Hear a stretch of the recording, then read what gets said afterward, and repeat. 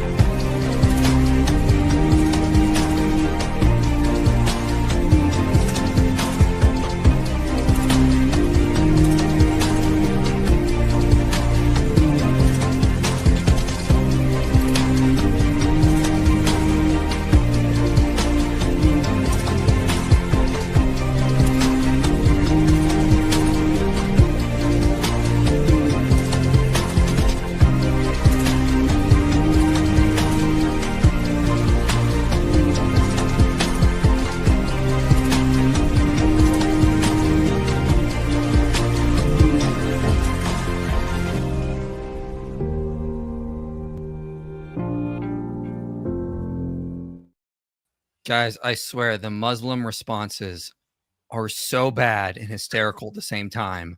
I have so much fun when I see them. I'm at the point now where I wake up and I go, "Oh, no Muslims responded today. Dang it." Like, it's so bad. It's so glorious. I love it. And this it's just so much fun to just go through the errors. I cannot believe Deen even made this video. Oh my gosh, the problems. His own source is going to give him so many problems. It is so fun. This is going to be amazing.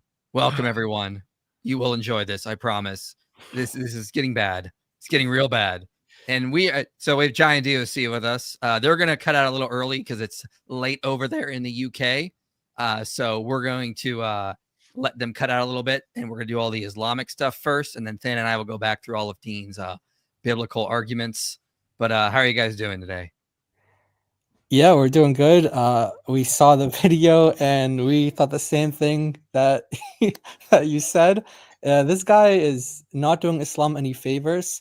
And I don't know if you've been keeping up with the other things he's been getting himself involved in, but he's really not doing Islam any favors in many areas, not just his responses to the Islamic dilemma. Oh no, we know he's on the Dawa Diddy list. Came out a couple days ago. We saw that and we're like, oh Lord, this guy is Hold on. Do I want context to that? Oh, yeah. So Muhammad Hijab had a secret wife, his hotel wife, and he was taking advantage of, and he wasn't actually taking care of her. So she rebelled and went public. And there's been a group of the Dawagandists. Their chat leaked. 75 of them. No. 75 Yeah. of them trying to destroy her, talking about they won't care if she commits suicide, just lying, making things up, using everything they can to try to destroy her to protect Muhammad Hijab. And you guys cover that on your channel. David Wood has covered some of that as well. It's really, really bad. And we now know because there's an Islamic channel, Behind Veils, that's been doing a lot of great work exposing this. He got a list of the Dawa Diddy list. And yeah, Deen Responds is definitely there. He was helping Muhammad Hijab lie, do all these horrible things. It's pretty disgusting and evil. And yeah, so he's not, that's a completely side issue than what we're dealing with today. His arguments trying to deal with the problems for Islam are pretty bad.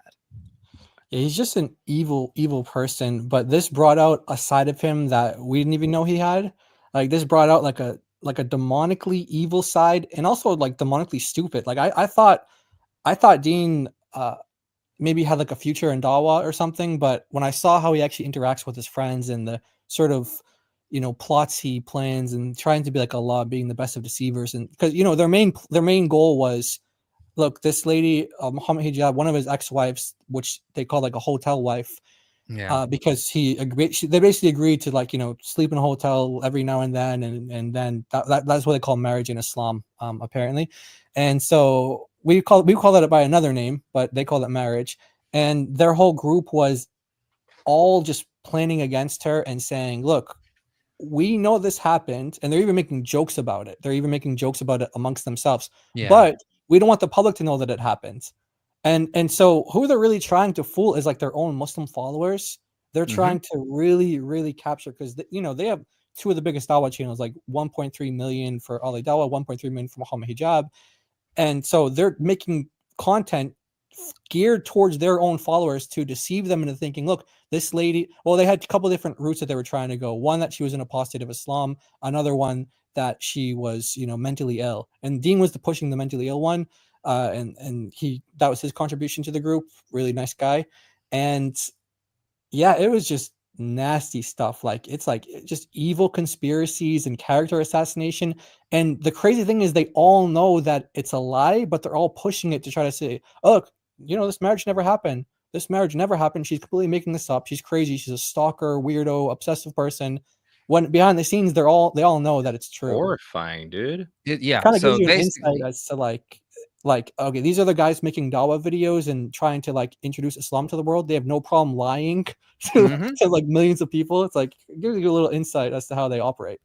oh yeah, it's basically Muhammad Hijab took advantage of a woman, slept with her, didn't give her Islamic requirements in terms of being cared for. And when she got angry and went public because she wasn't being cared for, they decided to smear her. And knowing full well that Muhammad Hijab was in the wrong, he was doing all these horrible things, and the leaked messages between them showed that. It was pretty damning. And they're still in damage control mode. It's pretty bad. But yeah, more is going to come out from what we've heard, and we're just waiting on that. So that's what we're calling the Dawah Diddy list. and Deen Responds. He was the main guy behind it. He said to Muhammad Hijab, make a case she's mentally unstable, and do it on another channel that's not affiliated with you, so no one can trace it back to you. And that's when we started calling him Demon Responds, not Deen Responds. Yeah, it's because of pretty demonic. Pretty demonic. Oh man, dude. Yeah. Welcome to Dawah. Welcome to Dawah, ladies and gentlemen. Welcome to Dawah. For your context, Jai, like, I have not really gotten into the Islamic side of stuff. And this is just making me want to do it even more now. My thirst for justice is oof. Okay. Yep. Well, welcome to my world. Remember, I got into this because Daniel Hakikachu had to challenge me on child marriage, and I'm like, all right, I have a new thing I want to do now. I want to destroy the religion that is okay with child marriage. Let's do it. And it gets more. Do we know more who this girl is? Is there a way we can help her? We have. Oh yeah, I was gonna say, David actually did an interview with her. David and a couple other people, the Friend Ex-Muslim couple, and Thaddeus of Reason Answers. They all did a big interview with this woman on his channel, and I think wasn't it like 2 hours or something? Yeah, it's pretty good views as well. I think like close to 100K views. Yeah, that the Dawah guys all saw it, and the fact that she's now like collaborating with David Wood, just David Wood, forget about everyone else. Yeah, that's gonna put a huge target on her back, but it really is gonna amplify her voice and amplify her voice by like a ton too. And it was funny because David Wood showed her all the tweets that Muhammad Hijab said against people's wives and everything, and she was like, whoa, I did not know. Like, she was like, who did I marry? Yeah, it's pretty bad. This is the Dawah guys, and this just shows you, when they tell you they believe in Islam because it's true, can you really trust them? Because they're willing to use all sorts of lies, deception, devious tactics, character assassination. I've said it before, Islam is not about truth. Islam is about power. They will use lies, deceptions, because they know that if Islam succeeds, Muslim men, will be on the top of the hierarchy. Everyone else will be beneath them. That's what their real goal is. They've never been about gaining truth and getting the facts out. It's all been about what they can benefit. Islam is going to benefit them if it gets more power, more converts. That's what they want.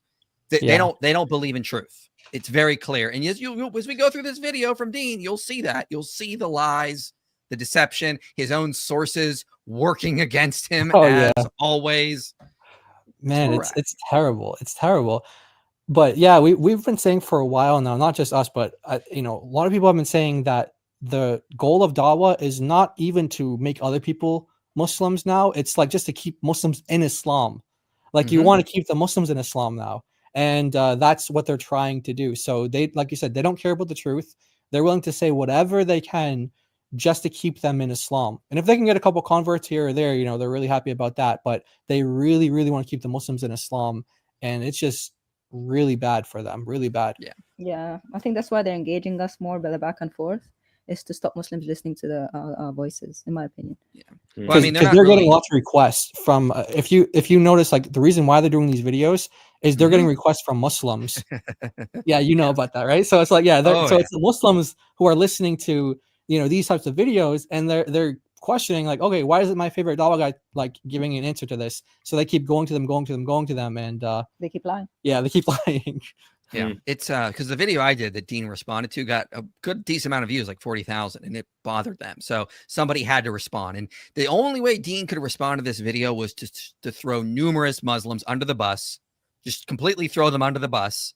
And you're going to see that. You're going to see how desperate the dawah is getting. In fact, I don't even want to call it dawah at this point, because they're not doing dawah. At this point, they're just doing attack videos and defense videos, because they're not doing dawah anymore. They're just on the defense constantly and resorting to character assassination as their offensive. It's really pathetic at this point. I've not seen a lot of dawah late from them. Like, what are the reasons to become a Muslim? Instead, they're just trying to constantly deal with the Islamic dilemma. They're weak, you see? That's the reason. That's the reason. That's the only I have to say, I was watching Than on there. You guys had Joshua Sajwadi and another guy debating with the Trinity, and I saw Than using the dawah voice, and it was hilarious. I was like, oh, he's using the dawah voice in front of scholars. That's like so funny. I was just cracking up. Oh yeah, I'm friends with a lot of those scholars. You'd be surprised that they're just bros deep down. Yeah. By the way, speaking of that, voice, you had me done with that. I was like, oh man. Speaking of that, next week, Sajwadi will be on the channel, I think Wednesday, to do a live call-in show with Muslims. Next week we're doing a call-in stream. So we're going to have Muslims coming on to talk to Dr. Sajwadi about why. Yeah. Anything. Wow, bring them on. That's pretty big. That's going to be awesome. Very excited. Thank you, Red Link, for becoming a channel member. Also great to see powerful Christian minds. Oh, hi, IP. Yo, this Timothy person. Hold on. Here's the thing. He pays to insult me. I don't get it. He's not insulting you, because this could also be interpreted as, you know, we have powerful minds, but then we have the infallible Mike on here too. I see. Interesting.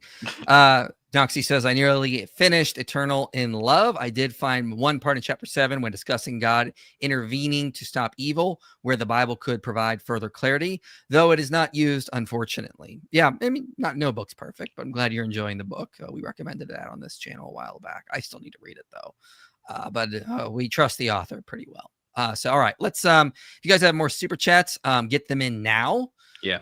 And we will go through them. But let's get into the video, because I want to make sure we get through Giant DOC's aspects so they can take off, because it's pretty late over where they're at right now. But we're going to do the beginning part and then the ending part, and then Than and I are going to go through the middle part. So just real quick, so everyone knows, what I pointed out was you have Surah 355 and through Surah 61:14, which, paraphrasing in a nutshell, says that Allah said to the followers of Jesus that he will make them prevail over the disbelievers until they are uppermost. And every Christian red flag should go up. Well, wait a minute. We know the followers of Jesus were Orthodox Christians. Why is Allah supporting us? This is a big problem in the Quran, because if the Quran is saying that the followers of Jesus, Allah was going to make uppermost, that he was going to fight for them, then he's supporting their mission. And so if Allah is supporting their mission, he's supporting people that are committing shirk, therefore Islam is false. But if Trinitarian Christians are not the true followers of Jesus, then Islam is also false, because the Quran assumes that we are, based on Surah 355, Surah 61:14. So I pointed that out in a video, and this is Deen's attempt to respond to that. It's not going to go well, I can assure you of that. But let's get into this. Let's get right into this video, Cooking Inspiring Philosophy on his ignorance regarding Islam. We are following more of the teachings of Jesus Christ, peace be upon him. That's the reason I say we Muslims are more Christian than the Christians themselves. Sure, this is exactly what Jesus wants to hear. It's not like he didn't warn his followers against constantly boasting about your good works. The funny thing is, this guy is trying to show that Islam doesn't have continuity with Jesus, peace be upon him, but he just quoted a practice that is explicitly confirmed by the Quran and Sunnah. I've been busy the past couple of weeks on my book that goes through these amazing intertexts that people with little knowledge on Islam, like our friend Michael Jones here, would not know. When we look at what the gospel... So real quick on this point, My whole point in my video was I was pointing out how Muslims keep going around boasting about how much better they are than Christians. We are better followers of Jesus. I cited so many people on this. What does Deen go? Yeah, that Islam says don't do that either. So he just basically confirmed all his fellow Muslims are committing sin here. Right. That's exactly what I thought when I saw that. I'm like, so wait, so you're agreeing with him? Like Zakir Naik shouldn't be saying that? Is that what you're trying to say?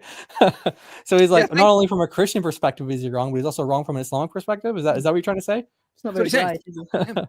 Yeah, thanks, Deen. Thanks for showing your fellow Muslims I am right. They are committing sin when they do this.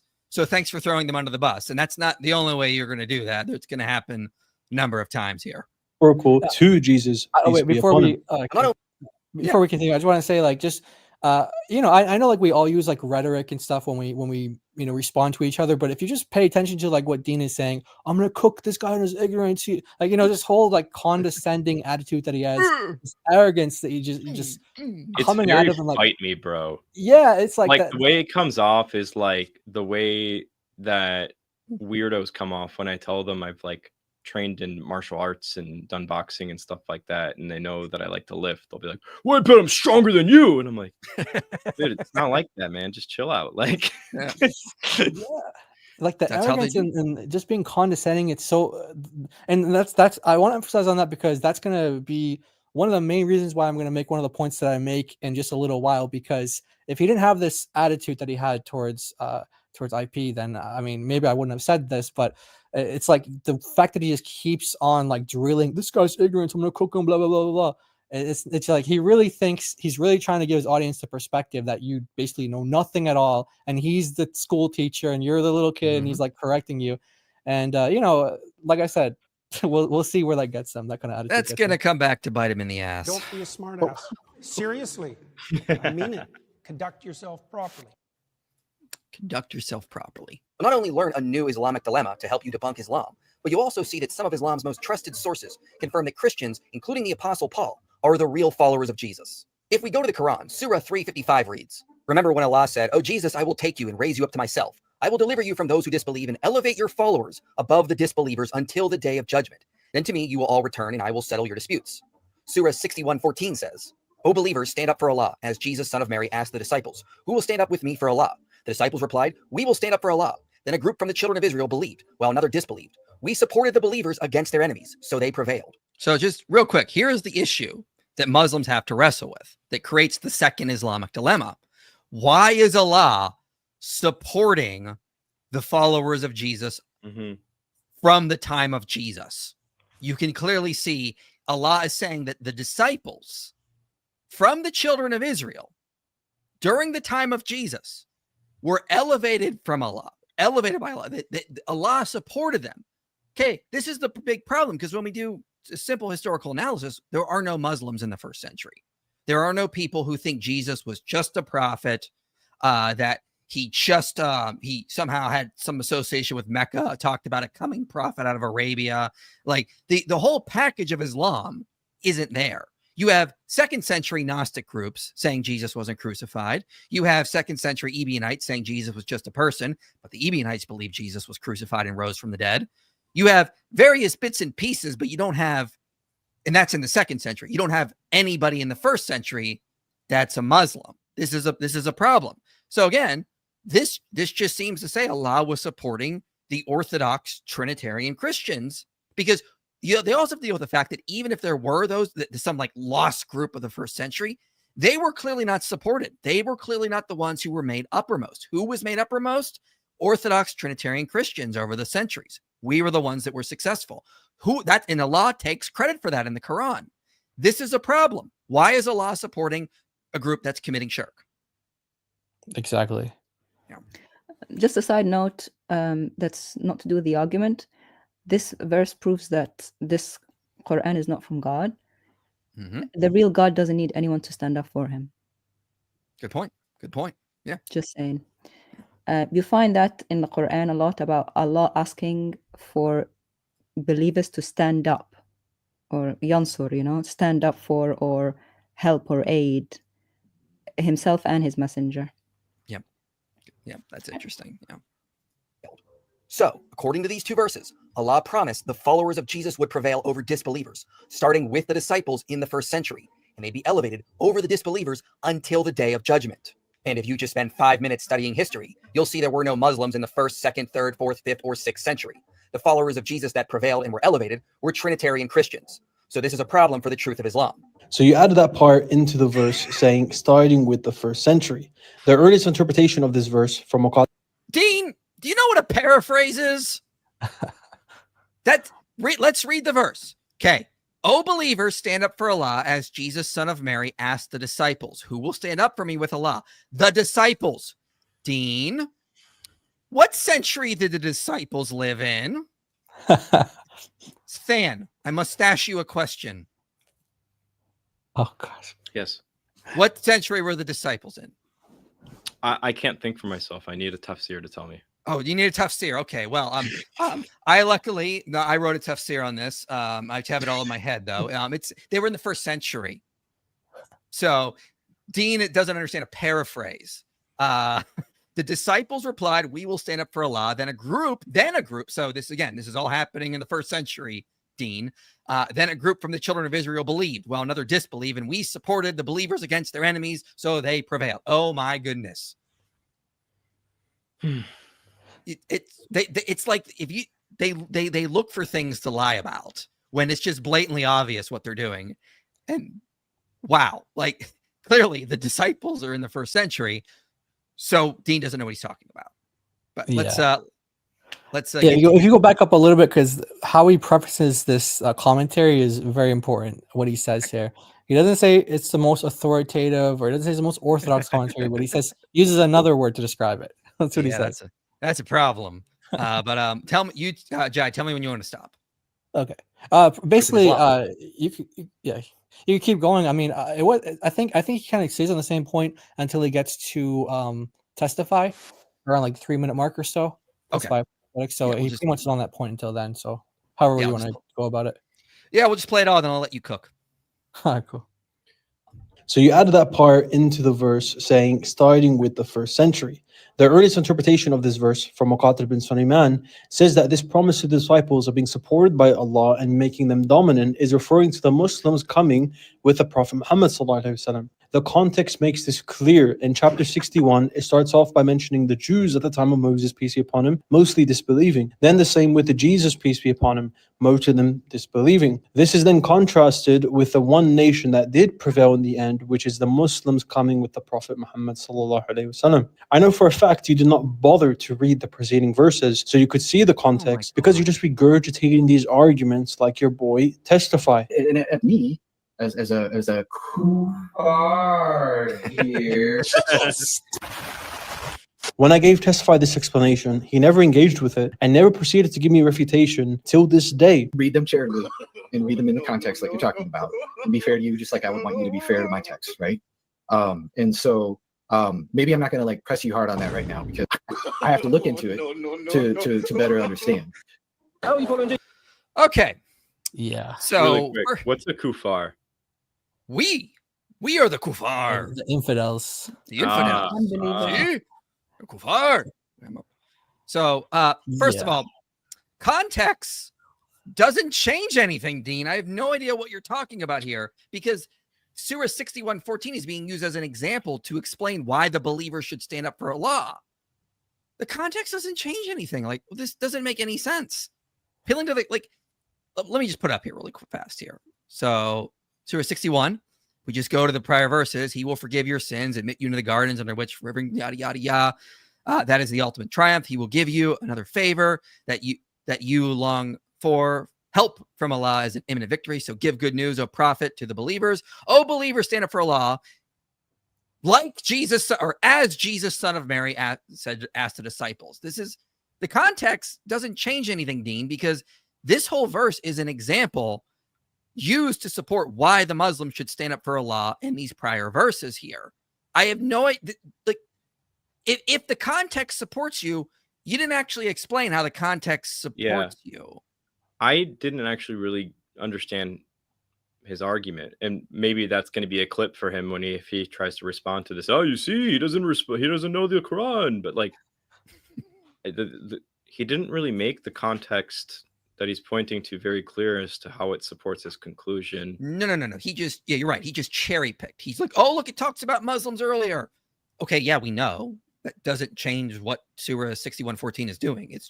It's basically just saying, here's an example of people who stood up for Allah. You should be like them, is what the implication is.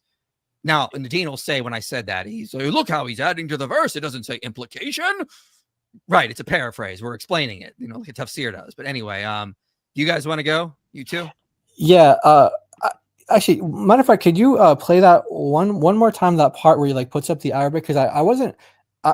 After I'm hearing it now, I think he's making a different argument than I thought he was making the first time I heard it. I just want to be clear what exactly he's saying here.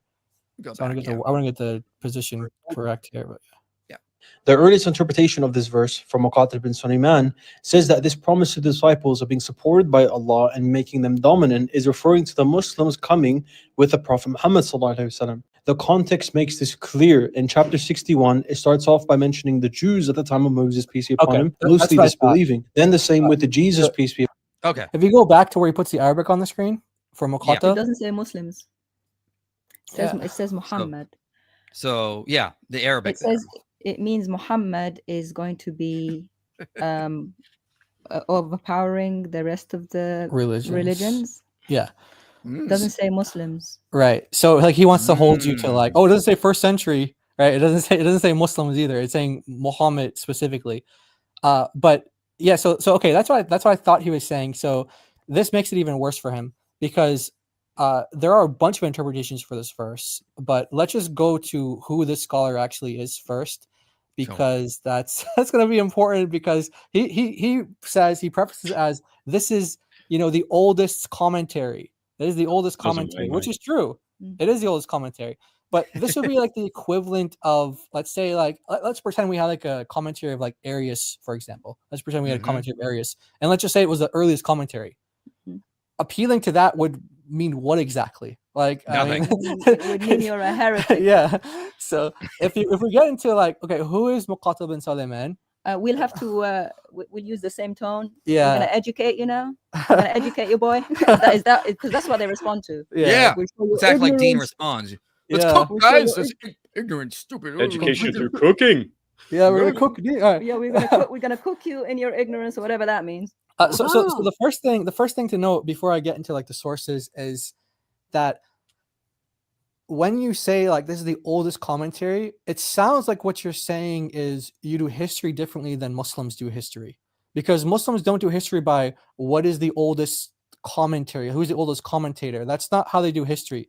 You could find, like, let's say a commentator after Muqatil who quotes saying, something that like maybe they attribute to Muhammad, for example. And let's say the scholars say that that's, according to the Muslim scientists, which by the way, Yasser Qadhi completely destroyed recently, and the 2.0 holds the narrative 2.0, where he basically said that no academic takes the Islamic sciences seriously when it comes to determining the authenticity of a hadith. No academic. And he's saying he's like dying, waiting for someone to publish something, because he's like a scholar who's in both worlds. He's in the Western world and the Eastern world, degrees in both, styles and types of education, Muslim, Islamic education, and then Western education at Yale. And he's waiting for someone to come up and to come up with a way to validate the Islamic sciences. But he says, as a Muslim, only as a Muslim he can affirm the Islamic sciences. Only as a Muslim, right? But like as a believer.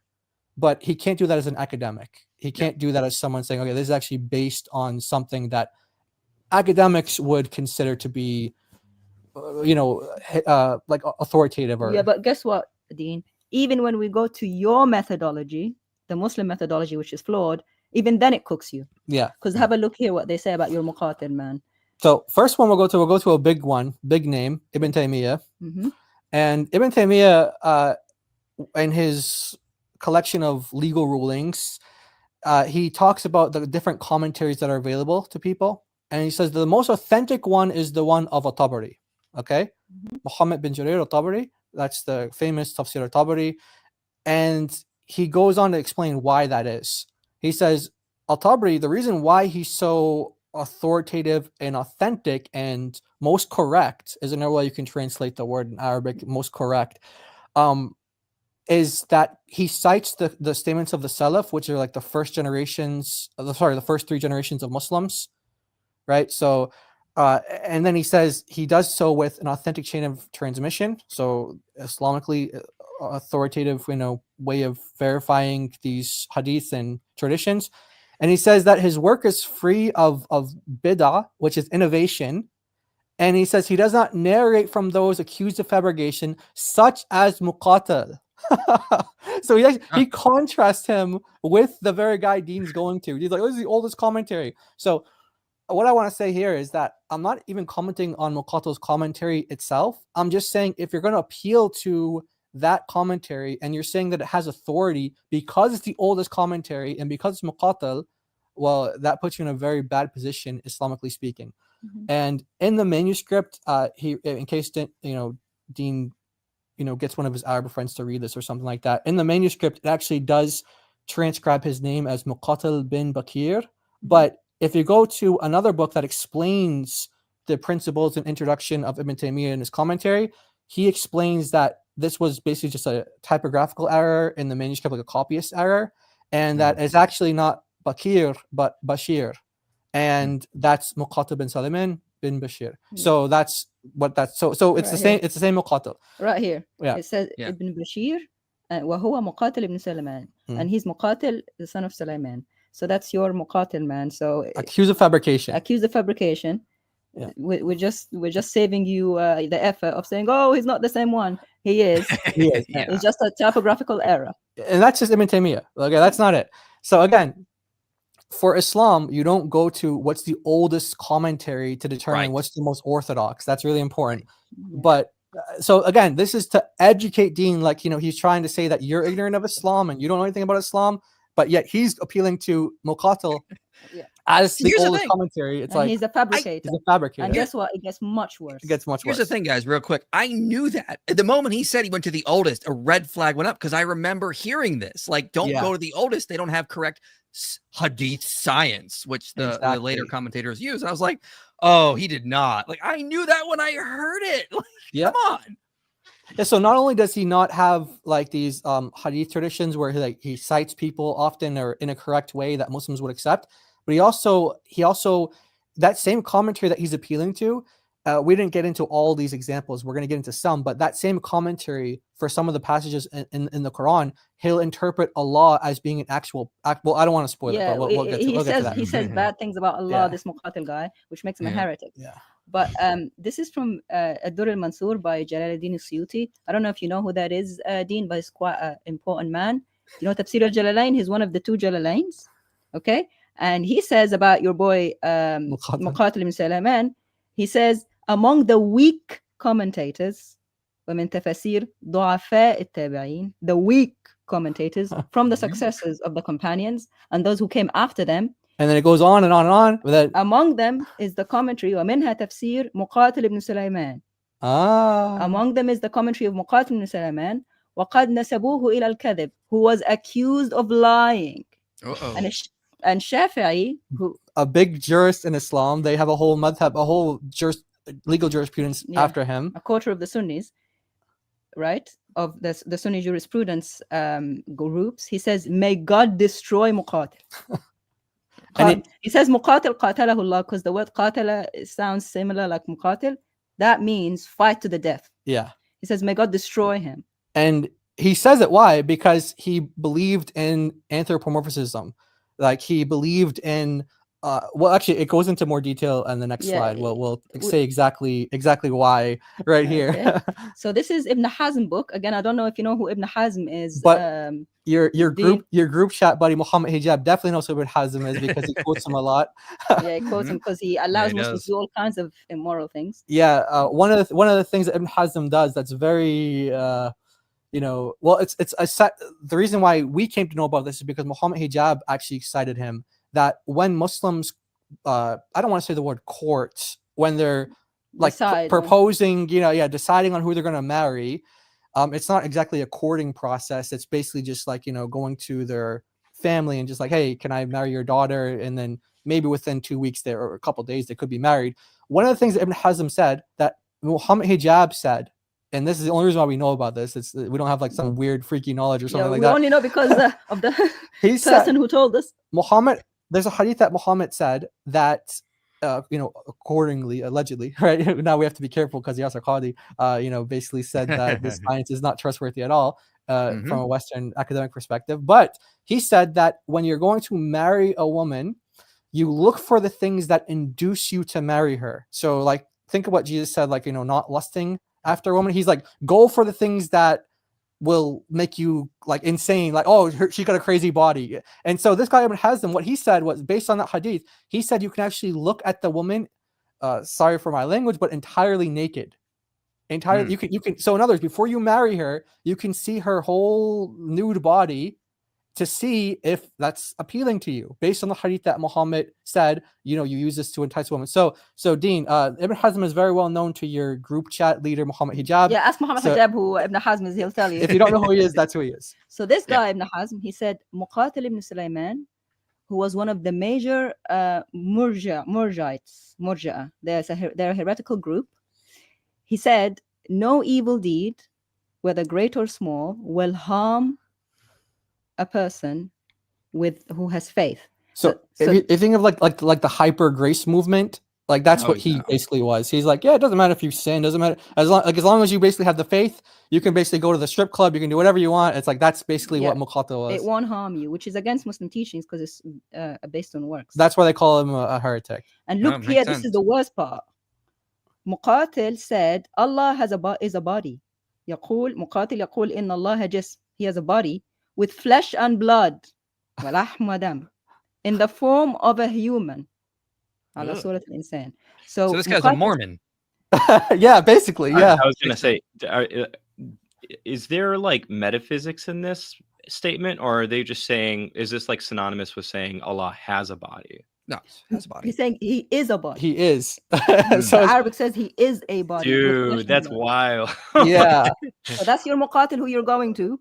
And Abu Muhammad, he said about this, he says here, all of this is pure kufr, meaning disbelief. وَكُلُّ هَذَا كَفْرٌ مَحْض. So actually they thought of Muqatil as a kafir. They thought of him as an unbeliever. He's not even a Muslim. Yeah. So I don't know why you're going to his commentary. Exactly. Why do you think no one goes to Muqatil's commentary? And actually, did we talk about why? Yeah, okay. So yeah, that's why Al-Tabari doesn't mention Muqatil in his commentary. So if you notice, like, if you guys, there are some English translations available for Al-Tabari, you'll not find him citing Muqatil for that reason. He's an unbeliever. He's a fabricator and he's an unbeliever in Islam. And so in this book, on his commentary, the scholar who compiled this book, he actually has a whole chapter on how bad he is. Yeah. This is the actual book of the commentary. The scholar is like, look, I can't set you guys up for failure. I have to tell you everything about this guy if you're going to use this stuff. And so he said, chapter 1, the accusation of Muqatil. This is just the chapter titles. The chapter 2, the lying of Muqatil. And then they have the evidence for it. The chapter 3, the evidence they have of his lying. And chapter 4, the cheating. Yeah. So if we were going to paraphrase what these guys are saying about him, they're basically saying, this could very well be the stupidest person on the face of the earth.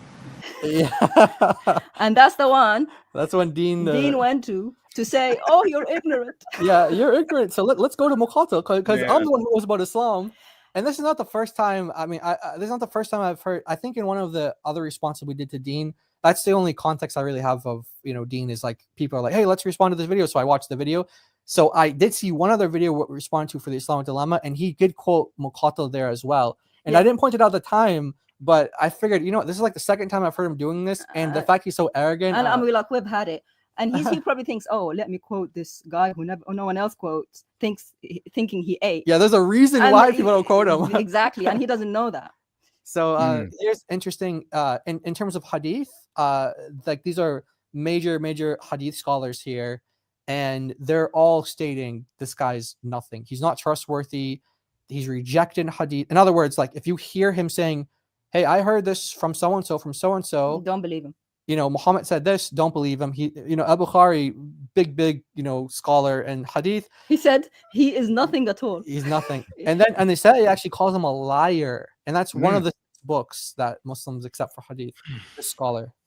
And he goes further, and he goes further. he says that there are 4 well-known liars who fabricate hadith on Muhammad. And what did Muhammad say about those who fabricate? That they should expect to have a chair in hell, Yeah. sitting there forever. Yeah. So so he says that there are 4 well-known liars and fabricators of hadith, and one of those is Muqatil bin Sulaiman. Yeah, that's Nasa'i. So you should know Nasa'i first, Deen, because he's one of the great collectors of hadith. Yeah. And he said, don't take this. One of the 4 people well known everywhere is this Muqatil guy. And guess what? This is really interesting. He used to take the knowledge of the Quran from us, Jews and Christians, according to Abu Hatim Nahyan. And he said that he used to take stuff that from them that agreed with the books. And he would tie it into his like heresy of anthropomorphism, and he would say like basically like if you had Jews and Christians in his time who were saying, I don't know what they claimed that they were saying at the time, but he would tie that into his heresy somehow, like, you know, claiming that Allah actually has a body, which this is strictly forbidden in Islam. I'm going to read in Arabic just to, you know, stick it to him a bit. قال أبو حاتم نحيان كان يأخذ عن اليهود والنصارى علم القرآن الذي يوافق كتبهم. Yeah. So he used to take the knowledge of the Quran from Jews and Christians. Who does that? So if you're going to go to Muqatil, Deen, you might as well come to us for your knowledge, because that's what he's doing. Well, he's doing that anyway. Why not? Yeah. Well. So before we finish up with Muqatil, there's something here. You probably recognize a lot of these Dawa guys, IP. Maybe Finn, you're starting to recognize some of these guys. I don't know. But yeah, so there's one particular right here guy called Fareed. Fareed Responds. And that's who Deen gets his name from. He gets his name from this guy, Fareed. They credit Fareed with like converting this guy, but I think that he got exposed from the group chats that he's actually not a convert. He's actually one of these just like, you know, Muhammad somethings. And he, you know, anyway, the point is that he gets his name from Fareed. Now they realize in the Dawah world, especially with people like Daniel Hakikachu, that they need like a source of authority. And so they chose this guy right here in the middle. Yeah. Okay, his name is Othman Al-Khamis. And he's very well known in the Arab world. He's got like probably like 5-6 million subscribers on YouTube, like very popular in the Arab world. And so what these guys did, all these English speaking you know, Dawah guys, they were like, look, we need to come together because Daniel Hakikachu is basically making a mess of the Dawah world by you know, completely like, you know, he's like debating like Jake, and he's debating Adnan Rashid, who's isn't Adnan Rashid there? Or no, he's not. Maybe he's on another picture that I saw him on. But anyway, you know, so basically to prevent that kind of stuff where you have like these like fightings in the Dawah world, this guy's meant to smooth them over. Yeah. So that's why it's called in the video here in the bottom. We just screenshot it says "Let's end it now," and they're talking about like this kind of like fighting between each other. So basically, this guy in the middle is the boss. So if you think of Fareed as, you know, Deen's, you know, master or Deen's daddy, well, his daddy's daddy right there, the granddaddy is this guy. Let's see what he says about Muqatil. All right. Because like I said, he's got a lot of work in the Arab world, and this is him when he's giving his opinion on this book of the commentary of the Quran by Muqatil bin Sulaiman. Yeah, and the granddaddy unfortunately does copyright strikes because he's like that, he's talking like that, so we had to transcribe what he said.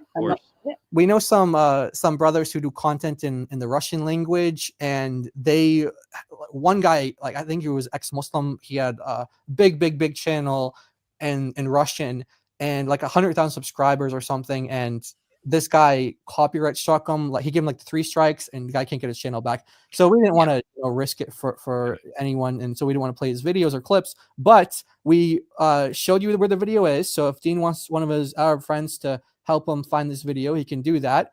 And this is what he says in the video. He said, as for Muqatil ibn Sulaiman, he was accused of lying. Whoa, he was accused of lying. He was accused of lying. So he's saying like, look, there are 2 Muqatils when you're talking about Muqatil. There's one of them that's trustworthy, and then there's bin Sulaiman, who's accused of lying. He's a liar. He says, but he has speech in tafsir that agrees with the statements of many interpreters. So he says he agrees with them, and some of knowledge mentioned the people of knowledge. Yeah, some of the people of knowledge mentioned that he relayed tafsir. He did narrations. But if he says a statement on his own, his statement should not be accepted. Uh-oh. Yeah. Well. That just means that everything Dean said is just completely wrong, should not be accepted. So yeah, Case in so it's point. basically like if you're gonna quote him, you might as well quote somebody else because he only has any like truthfulness if he agrees with somebody else. Yeah, it needs to be corroborated. It's like any liar. Yeah. You think, oh, I don't want to listen to you. Let me corroborate you first before I take anything. That's how they saw him. So this is again the chain of narration here, or the chain of transmission here. It's Dean's daddy, Fareed, And daddy, Greg. right here. So his daddy's daddy, and he's telling you, your daddy's telling you that the guy you're appealing to is a liar, accused of lying, and if he just says something on his own, he's not accepted. So you shouldn't be quoting him on his own. Yeah. That's Correct. like so bad. He doesn't realize that those guys who think they know anything, their scholarship is laughable. We can't believe that you would quote. It's like me quoting, like I said, if we a had- well-known Christian heretic, Yeah. and just walking around quoting him. It's like, oh, well, it's the oldest commentary, though. It's the oldest commentary. I'd so- get checked in 1 minute, and Yeah. yet his followers don't. This is like, for Christians watching, this is kind of like if we found Marcion's lost gospel and people started Yeah, quoting that. Like, oh, don't do that. No, like this is exactly what this is like. Exactly. So when it comes to the verse itself, in general, you know, you're going to find that most of the commentators are saying that after Muhammad came, like they became the followers of Jesus. Like those are the it's later on, but the argument as you were laying it out, you were saying specifically from the 1st century, right? You're saying 1st century to the 6th century, or you could even say to the 7th century to some degree. That you know, from that whole period, that where is this group of followers of Jesus that are made superior to the rest and that have victory from Allah? So there are some commentaries that do actually say that it's referring to the Romans. I translate it here as Byzantines because that's what like a Rome is referring to in Arabic, and most this is referring to the Byzantines. So one commentary here says that those who followed you, meaning what? That they are the believers, and like, you know, the believers. Then it's also said that they're the Byzantines. So those are the followers of Jesus that are superior until their day of resurrection are the Byzantines, and we all know what the Byzantines believe. Byzantines all they believe in the Trinity. They're all Trinitarians. Yeah. And then we have another one came from Ibn Zayd. And this is also, you see this in other commentary as well, which is pretty interesting. So he's saying that it's actually the Christians, like in general, would be above the Jews until the day of resurrection. So the promise of Allah was that the Christians will be above the Jews. And he even goes on to say, like, the Jews are humiliated in every country, and so therefore the Christians, you can see that they're superior to them. And so he takes it to mean that. And there are other commentaries, like I don't know if you want us to show them or not, but if you go to like Ibn Kathir, you can go like Quran X and like I've looked at some of the English translations for this, and it's all there.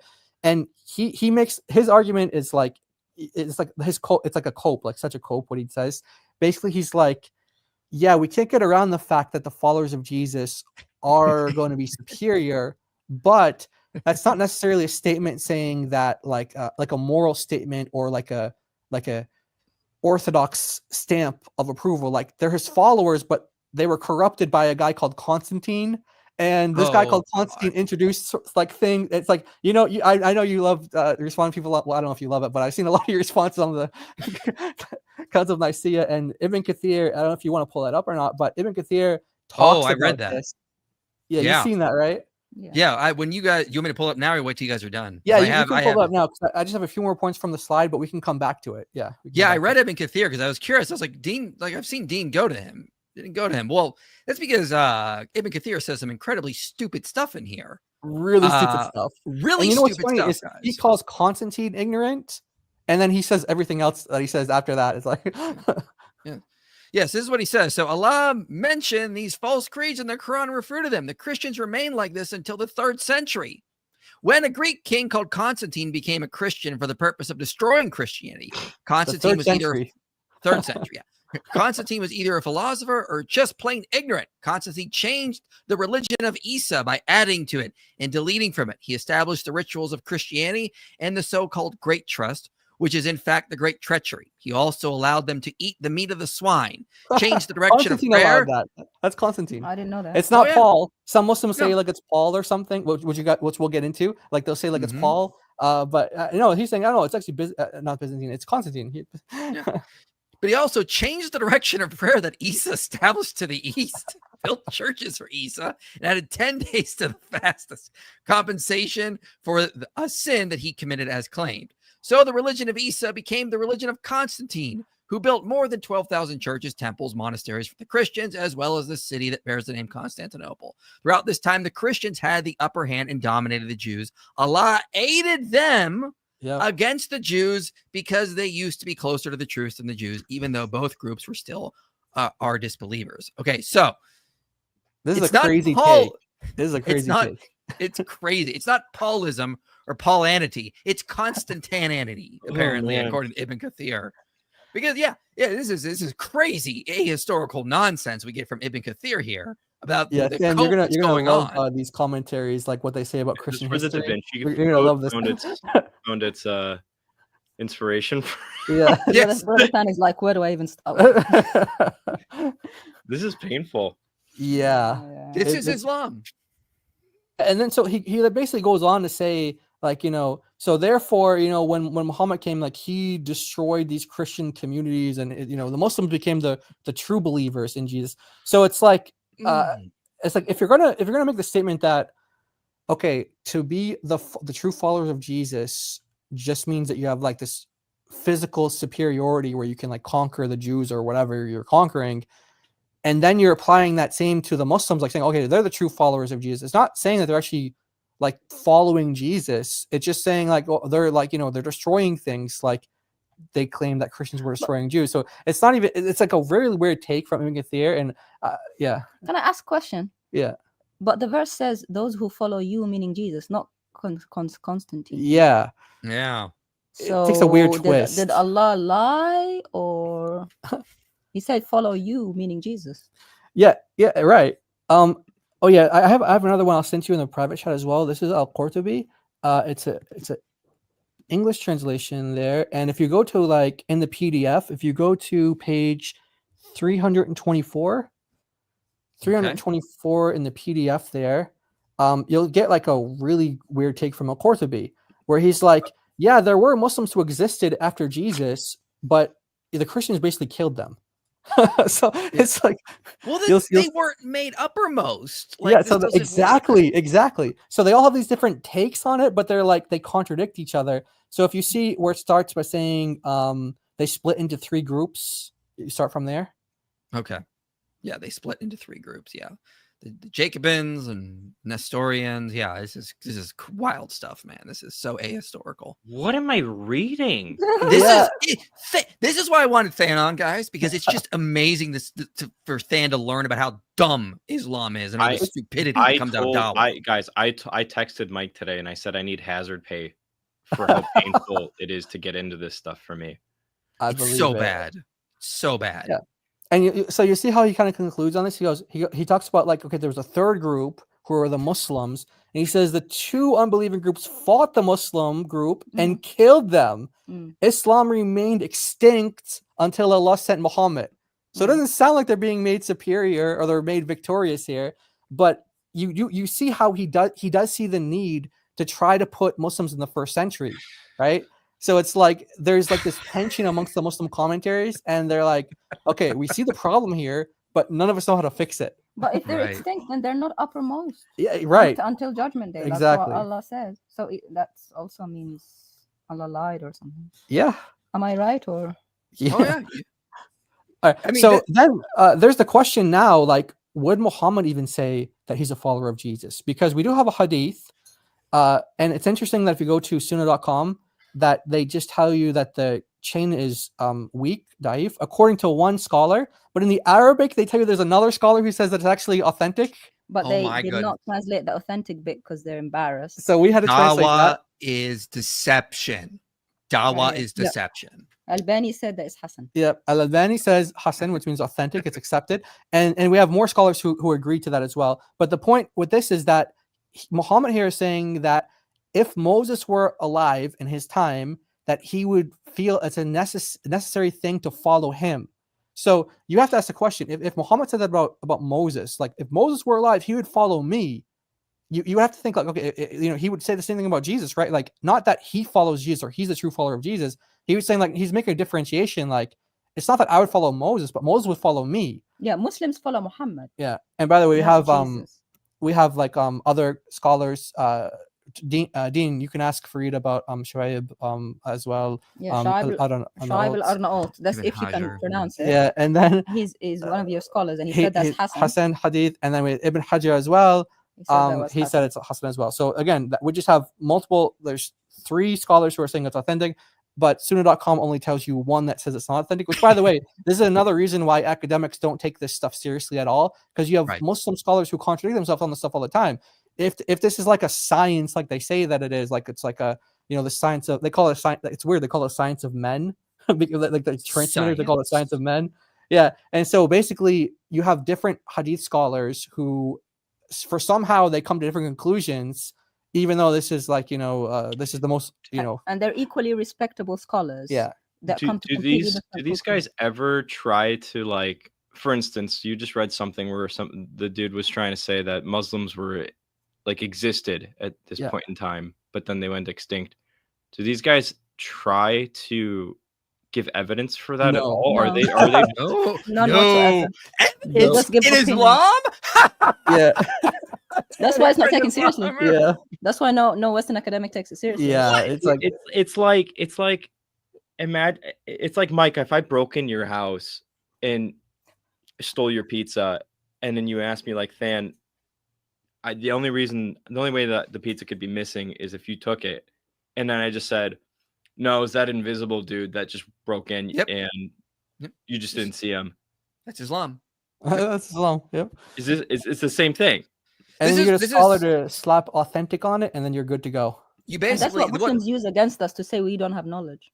This oh yeah, the science of hadith is this has not changed. It says, oh well, we know this hadith goes back to Muhammad because it was a chain of narration. Muhammad said it to this guy, said it to this guy, said it to this guy, when it was eventually written down. And it's like, how easy that is to fabricate. How easy it is to make up a chain of narration. Exactly. You know how easy it is for one guy in that chain of narration to get one thing wrong. This is the science of hadith that they are so proud about, and Western scholars laugh at. Yep. Especially as you've seen some of them are liars, and people know they're liars. It's easy for them to say, oh, someone, Abdurrahman, said to me from Muhammad, from this guy, from that guy said to me. Yeah. And none of it happened. Yeah, exactly. So again, just like this final point here that we wanted to make on this was like, would Muhammad even identify himself as a follower of Jesus? Because that's what Muslims are saying. They're like, look, we're the true followers of Jesus. But Muhammad is saying, no, Moses would follow me, according to 3 hadith scholars. He said that.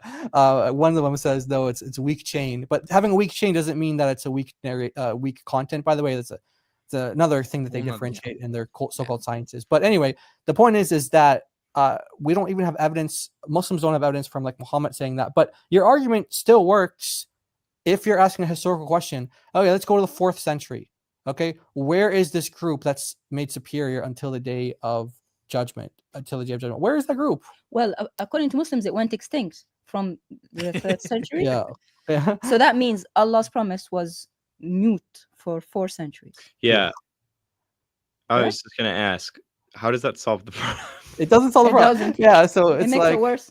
So again, multiple types, like they're trying to solve it, but they just mess it up really because bad. they were not uppermost for 400 years. This just explains why Deen had to go to Muqatil, because the rest of them are not giving him what he needs. So he's like, oh, let me do this one. I'll just go to Muqatil. As always, please, Jai AOC, send me those slides. Amazing. Oh yeah, research. sure. Yeah, I love what you guys find.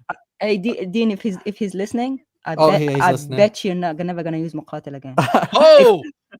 He just wait. We got another surprise with Muqatil coming. Oh yeah. We do. Yeah, we do. Okay. So like, if he wants to go to the other scholars who say that Muslims are the true followers, like according to 355, that would have been different. They have to explain. Like, he has to explain, why does Ibn Kathir say that? Because you can't just start the start where he said the part where he says like, oh yeah, Muslims are the true followers of Jesus. You have to start with the beginning, the part that you started with, which was that I know there's a problem here, but I don't know how to fix it. And Constantine, yeah, he ruined it. That guy, he ruined it. So it's like it's not that easy just to Yeah, but like, he only lived for a short time out of the 6 centuries that Islam should have been uppermost. yeah. So I guess we could ask, okay, from the second century, what's the historically documented, group of Muslims that are superior? Right? You can ask him that question, but yeah, that's all we had for that part. Mostly just dogging on him for quoting Muqatil, but and Allah was asleep. Allah was asleep for a few centuries. He forgot the promise that they'd be uppermost. He made them extinct until Muhammad came. Yeah. Just so he can have a reason to send Muhammad, right? As Elijah would have said, maybe he was using the bathroom. So yeah, I that was just could have thinking been a about Elijah problem. as well. Yeah, in the spirit of Elijah, Allah's just like using the bathroom or something. He's like, Yeah, so I mean, yeah, it makes sense why to go to Muqatil. And this is, again, none of this actually deals with the issue. Deen has failed to solve the second Islamic dilemma. And let's get to I'm going to get to super chats here in a minute, but I want to do this last part. What we're doing, I wanted to say, Muqatil may even agreed with us that Allah used the bathroom because he says he has like a body made of flesh and blood. So maybe he's like, yeah, Elijah's onto something there. Dude, like, so and he would say, me, listen to the Christians. That's where I get my knowledge from. Right. The first time I had a run-in with a Dawa person, somebody asked me the whole "does God poop" argument. Oh yeah. Oh, wow. And so, like, if this tafsir or whatever is correct, the answer is yes. Allah does. And then they should have no problem. Right. That Jesus had a human body and is God. Yeah. Oh yeah, because this is the oldest commentary. So Right, logic. Right, Deen? That's so funny. So what we're going to do is we're going to play this last section because in the middle, like the whole issue is the problem in the Quran, and Deen spends most of the video not even addressing that, but just trying to do damage control for Muslim Lantern. But we're going to jump to the end for Giant DOC. We'll finish this, and then I are going to go back through the rest of the video here. So let's play this, and then we're going to bring Muqatil back up when it comes to Paul because there's some interesting things there. Now, some Muslims disagree and claim the New Testament is not the teachings of Jesus. It's the teachings of Paul after he corrupted the teachings of Jesus. Well, Ibn Kathir would have said Constantine, but no, that's neither here nor there. But some of Islam's most trusted sources disagree and confirm that Paul was a follower of Jesus and Allah. Ibn Ishaq wrote in the Life of Muhammad, those whom Jesus, son of Mary, sent, both disciples and those who came after them, in the land were Peter the disciple and Paul with him to Rome.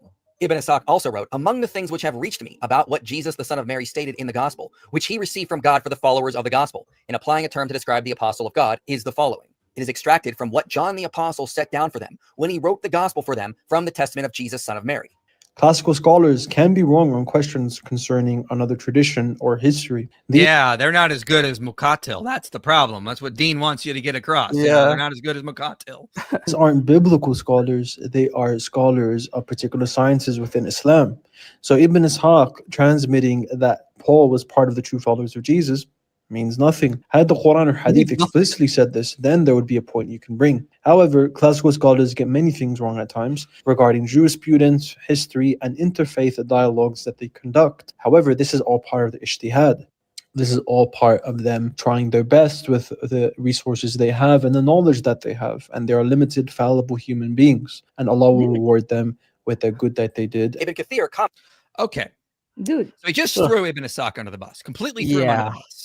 I can't believe a little kid from the 21st century is saying scholars are limited. Yeah. Like, who are you?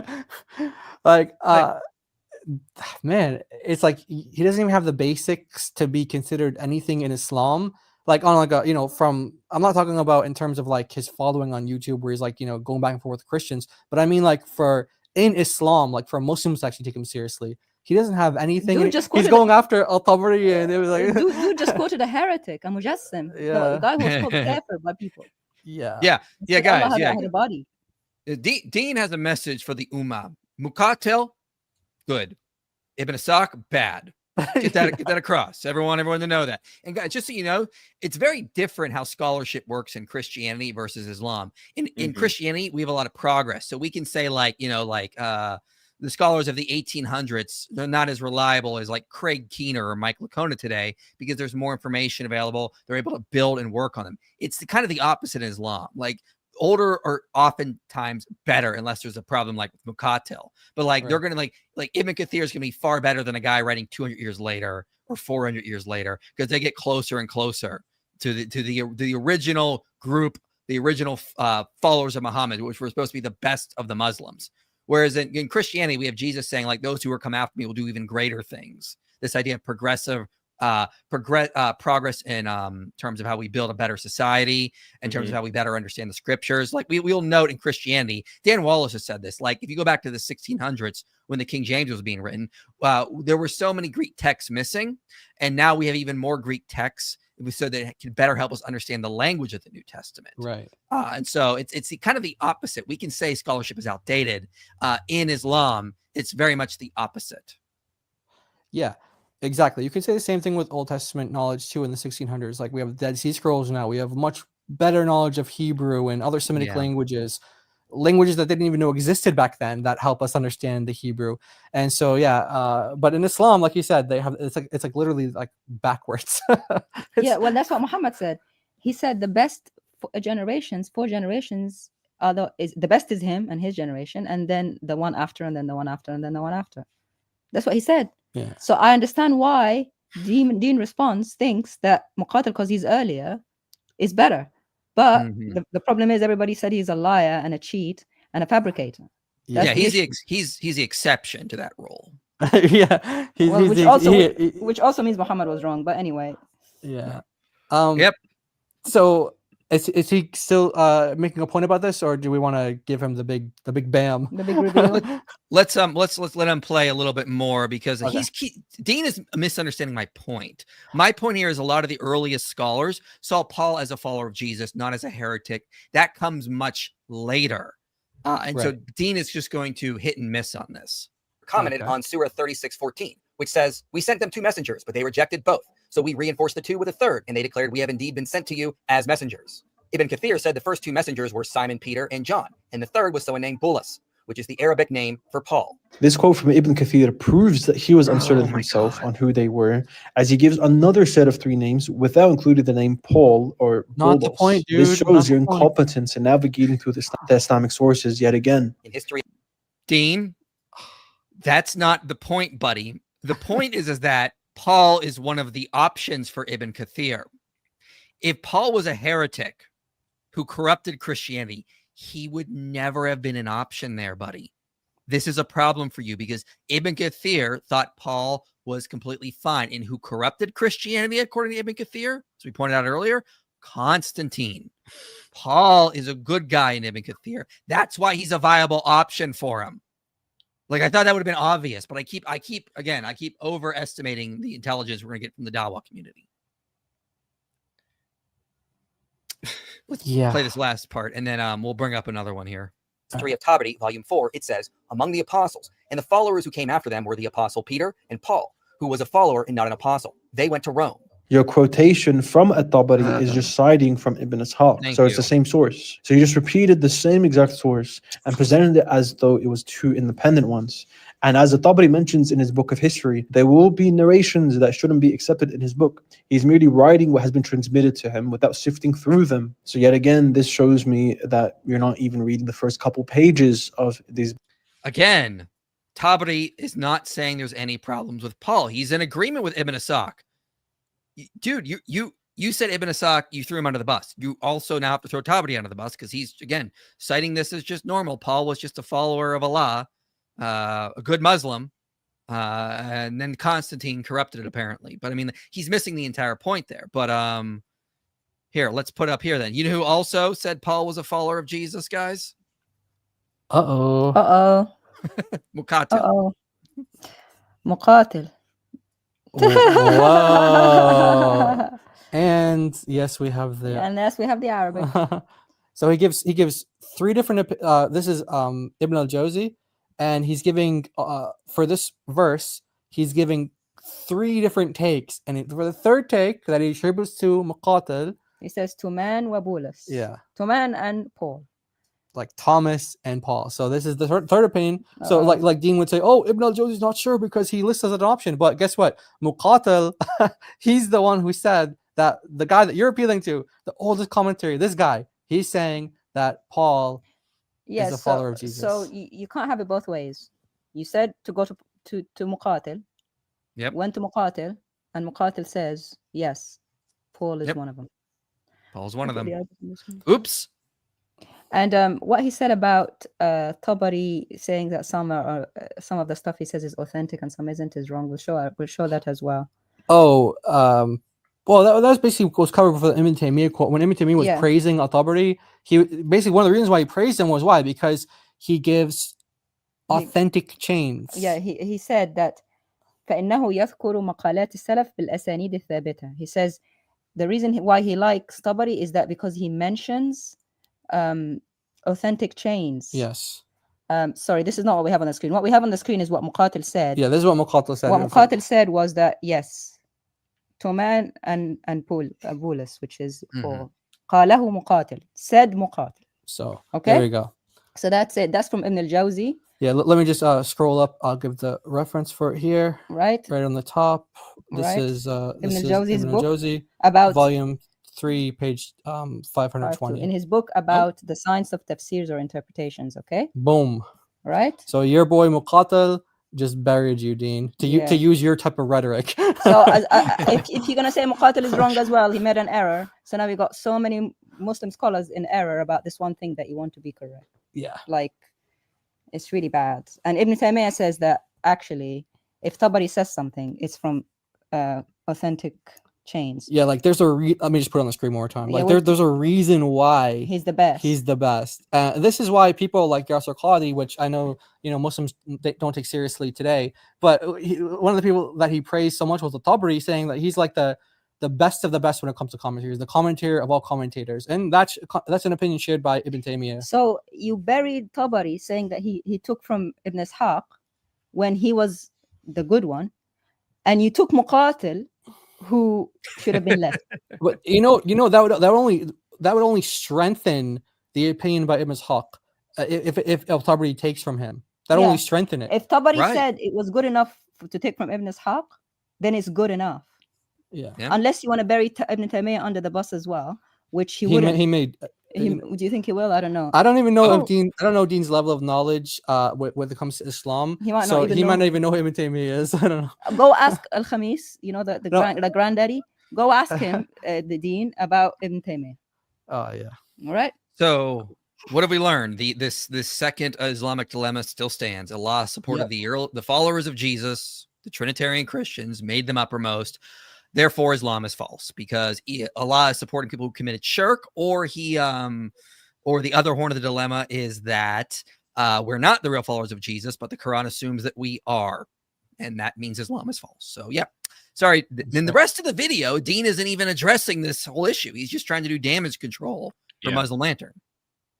Yeah, I can't wait to see you guys cover that part. That's going to be hilarious. And he makes a bunch of other errors, but I was like, So we're gonna be go ahead. Also, there's a big concept in Islam which Deen doesn't seem to know.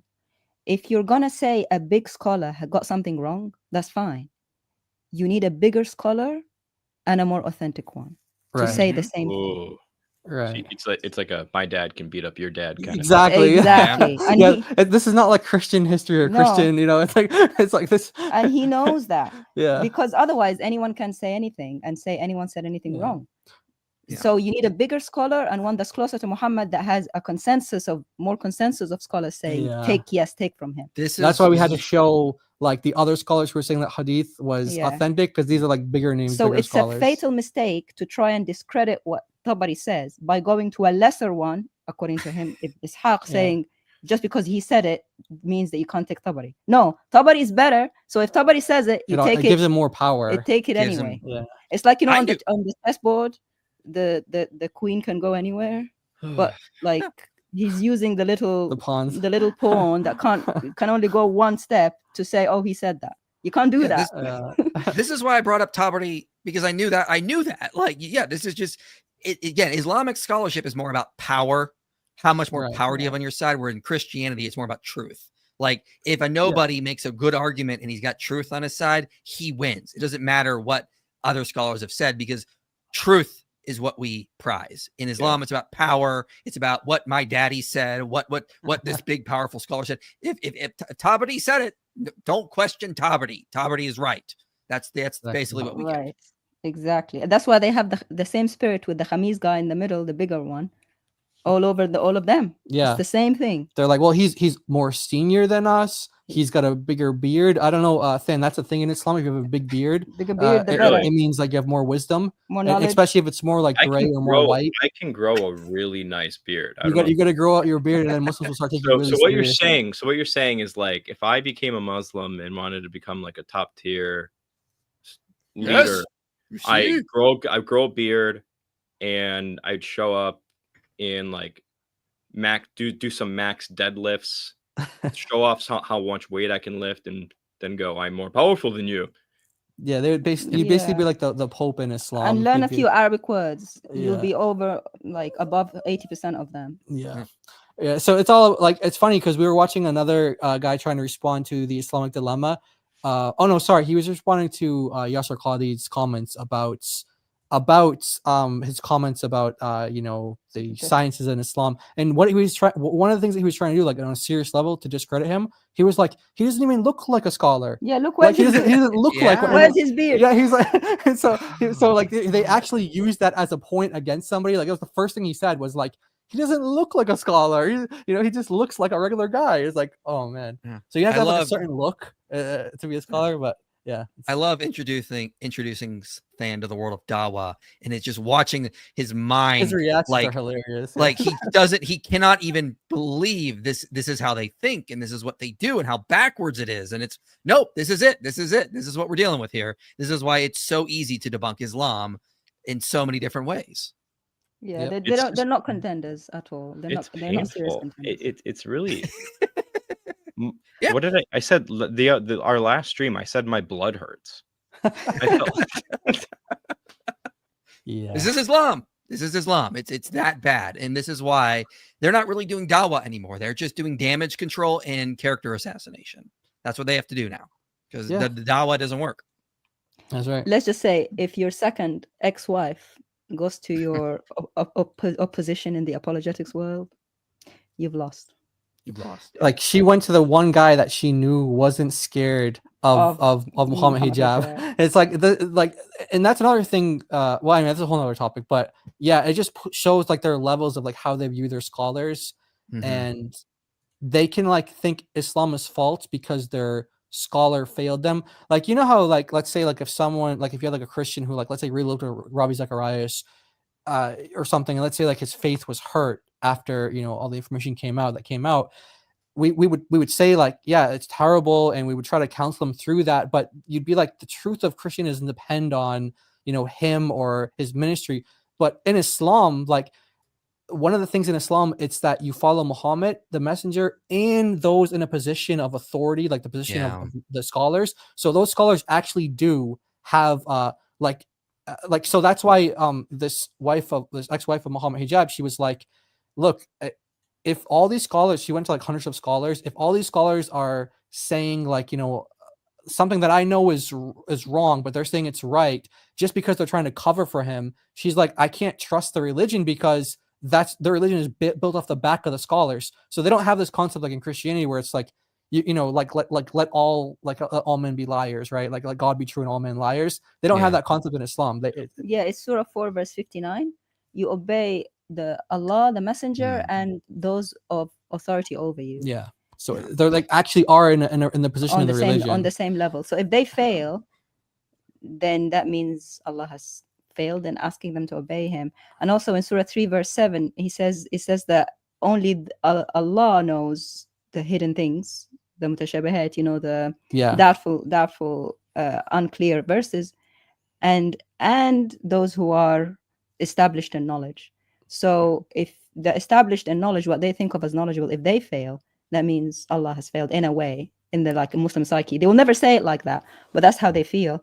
And that's why lots of Muslims apostatize, leave Islam when their leaders fail. When Yasser Qadi fails in 2020 and he started criticizing the Quran and stuff, lots of Muslims left and others. Yeah. So that's basically like the idolatry of scholarship that exists in Islam. And you can actually see it as a basis in the religion. So you couldn't counsel like a Muslim in the same way where you could counsel like a Christian if a leader failed. But thanks for having us on. We're looking forward to seeing you guys' take on the rest of the video. I think it's gonna be hilarious. But we can't wait. I'm just curious, how How much leadership points do I get for this beard if I grow it back? Oh, that beard right Oh, there. wow. Yeah, you'd You get like a good like 20 points. So basically, 20 points? basically like to be like the proper is like if you make a fist, and if it's longer than the length of your fist. Yeah, make a fist. That's it. That's Yeah, IP. that's it right there. That's easy. That's the easy. Sunnah. I can do that. Yeah, I can do shaved that? this morning. that's just this morning.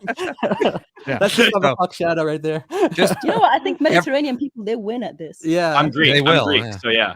yeah. No offense, IP. Maybe I. I'm very No, hairy. I I'm have a very hard hairy. time growing a beard. I can't grow on my cheeks up here. It's just a problem for me. But you know, that's. But my yeah, so genetics, once but- you're at that fist length, like that's what Muhammad taught. Like Yeah. if you're fist length, then you're like gold. and then You're dye gold. it white. Yeah. Oh no, he dyed it orange. Muhammad dyed it orange. yeah. Yeah. Also, So you we might need have to dye keep it orange and- we need to keep Sister Aisha in our prayers. I've been praying that Yes. she That's becomes a true. Christian. I'm not ashamed to say that I really would love to see that. I think it'd do good for her. Just gonna keep yeah. praying for that. If we ever get a chance to talk to her about it, I'd love to. But I mean, that's up to her. We're just gonna keep praying for her and all the horror she's Absolutely. gone through. Yeah, it's absolutely awful what Muhammad Hijab did to her. Yeah. Yeah, definitely Yeah. keep her in prayers and look out for. I think David's going to be dropping like a part 2 of that interview. So I Okay. don't know exactly what we're going to be talking about, but the first one really got interesting and like. But yeah, all right, guys. God Thanks bless so you. much. It God was bless awesome you meeting guys. you guys. Yeah, nice to meet you, Than. And as always, IP, it's nice to be with you. And God bless everybody. Thanks for having us on. Of course, absolutely. So what's going to happen is Stan and I are going to show some super chats now. So get them in now. We'll start going through them. Christian Gadfly says, my opinion of Dawa has crashed so much since the group chat leaks. Yeah. The telling each other to commit and knowing that Muhammad Hijab married that girl, but give advice on how to lie. It all feels so fake now. Yeah. Well, this is what Dawa is. It's always been a lie. This is why they're lying to our faces when they say Muhammad is in the Bible. They know, they have to know how stupid these arguments are. They're lying to our faces when they try to solve the Islamic dilemma, because we'll read verses and then they'll tell us the verse says the exact opposite of what it says. Like we this is what they do. This is Dawa. How is God justified if Oh my God. God kills babies, spares virgins, sends bears, silences Job? So first of all, Numbers 31, God, that's not God. That's Moses. As commentators have noted, there's no command there from God. So in terms of the other things, we did a whole stream last year where we covered 2 Kings 2. Than, did you want to talk about this at all? Or did you just want me to comment on it? There's a paper. What's it called? I think it's called Going Down to Bethel or something like that. Is that the paper? Okay. I think so. I would check that out. You can also There's check so many our things here stream. that I'm like, what do you want me to do? Than and I last summer did some streams replying to Mindshift, and we covered all of this in there. Yeah. So watch those streams. Off topic with thoughts on Wormwood from Revelation being a nuclear bomb. No, that's my thoughts. No, absolutely not. Not Agreed. sure why that would be the case. But of course, neither of us are premillennialists. We're post-millennialists. So we don't think Revelation is about some coming future event. Check out the video I did, The End Times, A New Perspective. Hi, IP. Did you see Jay Smith's new lecture about the origins of law and that Muhammad was actually just a man called Mahmed because vows didn't exist in the 7th century Arabia and that Muhammad is an Aryan heretic? Yeah. Jay Smith doesn't think Muhammad actually existed. I've attended some of his lectures at ETS in the past. So I've heard him. I've known about his stuff for a while. Here's my thing. Jay Smith makes a lot of really good points about the historical problems with Islam. I just think he goes a little too far in saying Muhammad didn't exist. Just a little too far. I side with David Wood on this. But I'd love to see like a Muslim actually debate Jay Smith on this on my channel, because like I'd be in the middle, on this whole thing. So I'd love to actually see that. That's a really interesting idea to me. Yeah, check out Jay Smith. Here's the thing. I disagree with him on one of his conclusions, but I think he's right about a lot of stuff. There's a lot of archaeological issues for Mecca. There's a lot of problems for the Quran and its the chain of narration with the Hadith. There's a lot of problems about how much we know about Muhammad, as critical scholars will note. I mean, but just I'm not a Muhammad mythicist. Yeah. What exactly is the difference between substance dualism and objective idealism? It seems that both acknowledge physical, emphasize the primacy of mental. So substance dualism says there's two substances, mind and matter, and they interact in some way. Idealism says all is mind. So there's just mind and matter is just information. It's mental constructs that we The- experience. The objective idealist, man, it's been a while since I've done idealism stuff, philosophy of mind stuff. The difference is still going to also be, because substance dualism is still going to be a dualist ontology, and so is objective idealism. But the objective idealist, if I remember correctly, is going to say that the material world is not fundamental, where the mental is, even though they're going to say that the material world is real. Yeah, they're going to say it's actually a substance that we interact with. And Yeah. The idealists like myself would say no. Yesterday, IP and God Logic, now Giant DOC with IP. Awesome. Yeah, I was on God Yeah, they're Logic. cool. Yeah, I need to be on God Logic more. He was getting like $300 super chats. I'm like, I got to lure Dude, some of them over honestly, here. we should find a way to Lure them over here. Okay. Well, just like get both of us on there, because I'd be really fun to talk to some Muslims about some of the 2 power stuff and all this other stuff that I'm doing. You can let me talk to God Logic. He can have you on, and you two can go on and just you can have the subject of the night can be, does the Bible teach the Trinity or something like that? Yeah, or something like that. You know, that'd be fun. You could do even Old Testament. Does the Old Testament teach Trinity? You know, because you mentioned 2 power stuff. Muslims have a triune dilemma: confirmation of the Bible, Jesus' followers are the uppermost, Quran is fully detailed. All are related to each other. Yeah, absolutely correct, sir. What does fully detailed mean here? Oh, the Quran says things like it's perfectly clear. It explains everything. It makes these kind of claims. It's like, this is a perfectly clear book. And it isn't. They fight. Like if you saw the scholars, they're fighting over what Surah 61:14 means, and they all have different explanations for it, because the book isn't clear. So that's one of the other reasons we know Islam is false. Alam Didi Allah, boys and girls, ladies and gentlemen, another glorious day to expose. Yeah, exactly. What was Momo's favorite book? The Annals of Tacitus. Hello, Jai DOCIP and fuzzy little man Peach. That's him. Than, I must ask you a question. My wife wants the mustache back, but I must ask you a question. What is the question, Mike? I'll shave it for later. That was so stupid. Don't forget, Muhammad Ajab ran crying to his teacher the first time hearing the Islamic dilemma. Dean called Zucker Naik this guy. Yeah, he did. Dean said one of his videos, this guy didn't know who he was. And yeah, Islamic dilemma is basically it's Islam's kryptonite. It destroys it so easily. What are your views on the religion Pastafarianism? Well, it's not a religion. It's just a satire meant to attack Christians that atheists came up with. So it's nonsense. Is it still around? Do people actually do? I hope people don't try to do that still.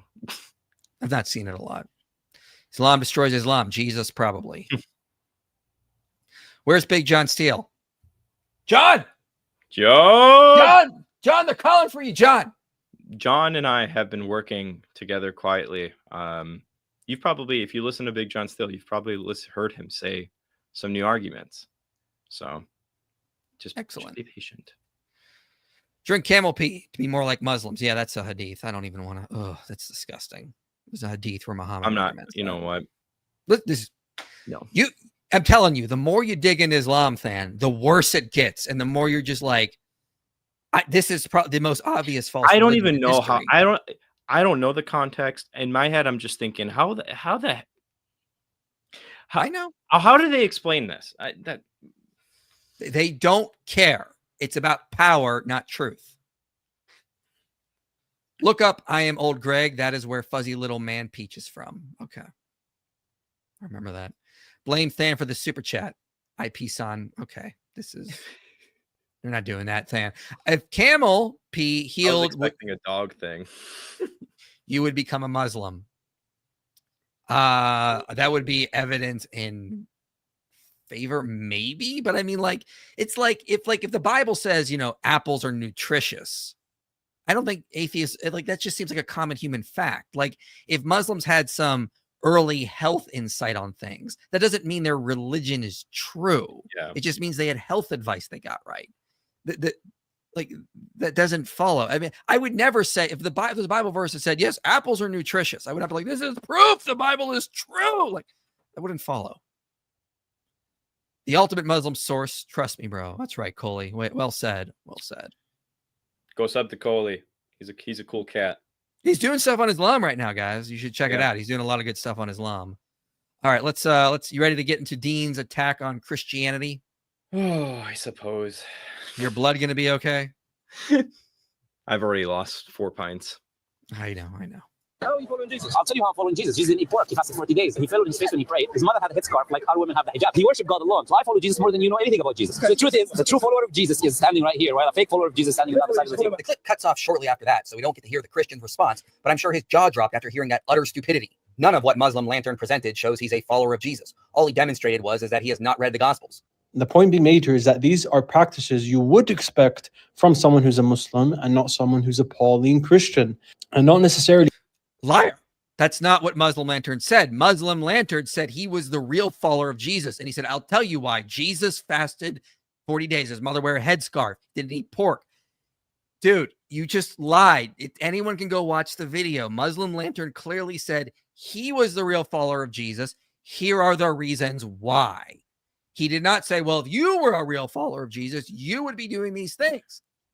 And what is the point of this argument? There is no point. Like he failed the Islamic aspect, so he just moved on to this. Like, what logically follows from saying something like, "Hey, we do things that you're supposed to do, and you don't do those things"? Is there any like theological ramifications there that I'm just not picking up on, or? Well, yeah, well, none of this supports Muslim Lantern's point that the Muslims are the real followers of Jesus. Like, it's just, Dean is just, he's straw manning. He's absolutely straw manning. From someone who's a Muslim and not someone who's a Pauline Christian, and not necessarily that these practices then make you Muslim. The Gospels present contradictory perspectives on the law. So you will find at present that not one bit of the law will be removed, and that Jesus only came for the Jews. But you will then find other verses that seem to allude to the contrary and other statements attributed to Jesus, peace be upon him. So much. Do you want to comment on that? I was just going to ask really quickly, because like I haven't heard Paul slander since like the 2010s. We've made so much progress in Pauline scholarship that that's just kind of old news at this point. Is that still around with Muslims? Oh yeah. Yeah, this is their thing. The earliest scholars would say Constantine's the guy who corrupted. Later, they realized this doesn't work because they started doing some more research. It took them a couple hundred years, and then they started blaming everything on Paul. And that's part of the Dawa script. It won't go away. Man, okay. Well, he said that. I'm assuming he's alluding to Matthew 5 when he's talking about. I've slides I can pull up on this really quickly. Mm-hmm. So I'm just going to try to walk through this a little bit, but here's the basic idea, right? Matthew 5, Jesus says, "Don't suppose I have come to dismantle the Torah or the prophets. I have not come to dismantle, but to fulfill them." But to fill them, I don't know what happened there. Dyslexia moment. Sorry. But okay. The statement's important because it's like anchoring the whole section in covenantal faithfulness, not abolition, right? Mm-hmm. From there, Jesus responds to the rumors, and he says, "Until the sky and the land pass on." I translate things this way for a particular reason. By the way, just most people are used to heavens and the earth pass away. I think this is a better way of rendering it. So, until the sky and the land pass on, not one dot or squiggle will pass from the Torah until all is fulfilled. Ongoing authority of Torah. Here's the covenantal context that's really important here. Israel's identity is rooted in Torah and prophets, right? That's why they're accusing Jesus at this point. Mm-hmm. In Jesus's lifetime, there's 600 plus commands, over 1,000 years old. And by this point, different Jewish groups are arguing about what Torah obedience means. Because Torah assumes that you're in a particular time and place. So how do you obey it in Roman occupied first century Judea? This is where you have different teachers giving different answers, and Jesus is just many of one of those voices. It's not checklisting the morality, it's wisdom literature. And as soon as you start extracting principles or the spirit of the text, that leads to interpretation, and that leads to disagreement. The Pharisees were to use like a modern term, hyper-conservative literalists, and they actually even applied priestly laws to everyone for ritual washings, purity, stuff like that. The Sadducees, on the other hand, were the priestly elites. And the reason why is because they compromised with Rome, and Rome put them in a position where they got a lot of benefits. And so they opposed many Pharisaic traditions. Jesus' rhetorical target is the Pharisees, who are hyper observant, compromising Hellenists, Sadducees with political power. All these people claimed to preserve God's will, but Jesus is centering what he's saying here on this context. He's not inventing a new moral philosophy or anything like that. He's just offering an interpretation to the question of how do you live out Torah in these conditions that we are currently in. And so he's not inventing something new. He's not saying, hey, the way the Pharisees are interpreting Torah is the right way, or the Sadducees. He's saying, hey, no, Torah is forever, but the way that you follow Torah is like this. And so I just think that's a really important point, because it seems like Deen, I don't even know what he's assuming when he's reading this, to be honest. Well, I mean, like, it's very easy to see how Matthew 7 fits into this. Just look at it from this. Step 1, Jesus says he came to fulfill the law, not abolish or dismantle. What happens in John 19? Jesus bowed his head, said, it is finished, to fulfill the scriptures. Step 3, Hebrews 8 says the law is passing away and obsolete. Okay. See, this is he didn't come to abolish it. He came to show its true purpose. Fulfill it. Yeah. And it's the first 3 steps don't even use Paul. And I don't even need it for step 4, really, because I just go to Jesus in John 15, John 13, about him establishing the new covenant and what that entails. And if, this is what we've said, Jesus fulfilled the old covenant in that he lived it out perfectly. He upholds it. And then our faith in Jesus is how we uphold Torah. This is the Christian teaching that's been around for 2,000 years, Deen. Like it. This is not hard to do. Let's get back to his lovely video. So much so that Mark had to add authorial notes into Jesus' own words to try and emphasize that Jesus is implying that all food is made clean in Mark 7, when in fact Jesus' words in the context of Mark 7 and Matthew 15 has nothing to do with abrogating kosher laws. Let's start with the first. I got stuff on this too. Okay, go ahead. Do you have something you want to bring up first? I'll bring up Crossley after, but go ahead. Okay. So let me make sure I'm on the. Okay, so I'll just read the verse really quickly. For it doesn't go into their heart, but into their stomach, and then out of the body. In saying this, Jesus declared all foods clean. This is one of the typical ways that you'll see it translated, right? So I'm just understanding Deen's claim like this. It contains an editorial gloss, which is an added comment from Mark, and so Jesus overturns kosher laws, and Mark maybe invented this. Is the conclusion. There's a few ways he could be doing this. There's recent scholarship that kind of goes against this, though. So in 2024, we have an article from Logan C. Williams, "The Stomach Purifies All Foods, Jesus' Anatomical Argument in Mark 7." And in it, he's basically just arguing that the phrase cleansing all foods is not a narrator comment, as Deen likes to suggest. So just in Mark 7:19, if you read the Greek, it's katharezo pada tavromata, cleansing all foods. It's not he declared. It's not.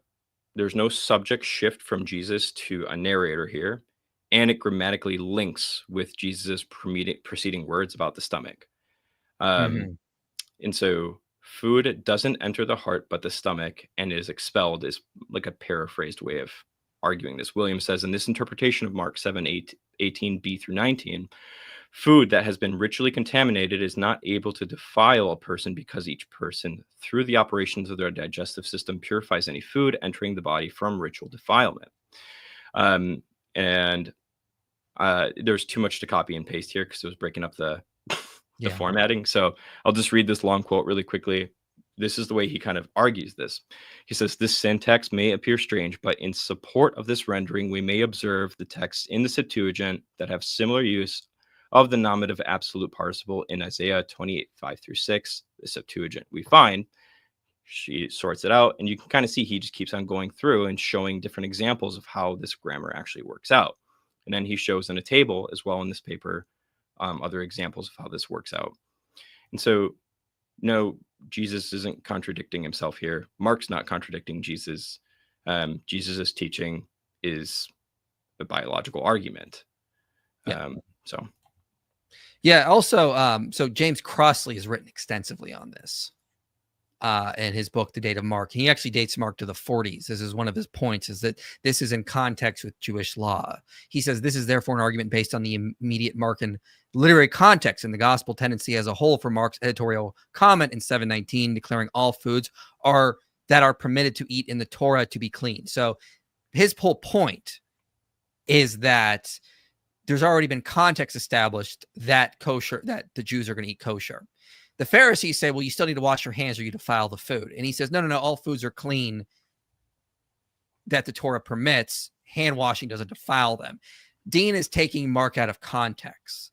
Crossley is saying you need to actually read him in context. You actually need to read Mark in context. He's not actually saying the Jews don't have to worry about kosher laws. And this would correlate to what we see with what Paul is saying in 1 Corinthians 7, that if you're of the uncircumcised, stay there. If you're of the circumcised, stay there. The circumcised should just stay in their groups, keeping kosher, keeping Mosaic law. Uncircumcised don't. Same with what we see in Acts 15 as well.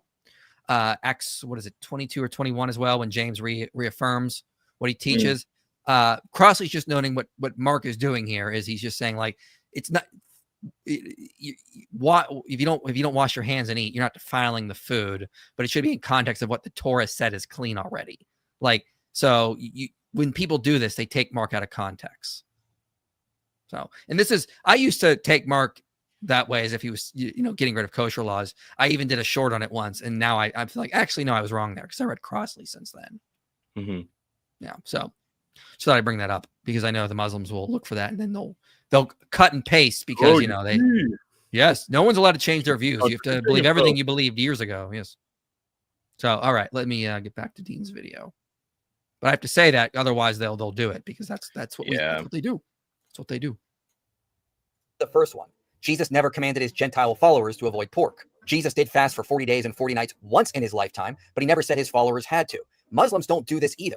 Abrogation exists in Islam, and different nations could have had different ways of fasting. Oh, well, coulda, woulda, shoulda. Oh, it's possible somewhere. That's not the problem, Deen. Deen, the problem is Muslim Lantern said he's a better follower of Jesus because he fasts for 40 days. That's not what you Muslims do. Like, and Deen's response is, oh, well, someone may have once somewhere. We don't know. Okay.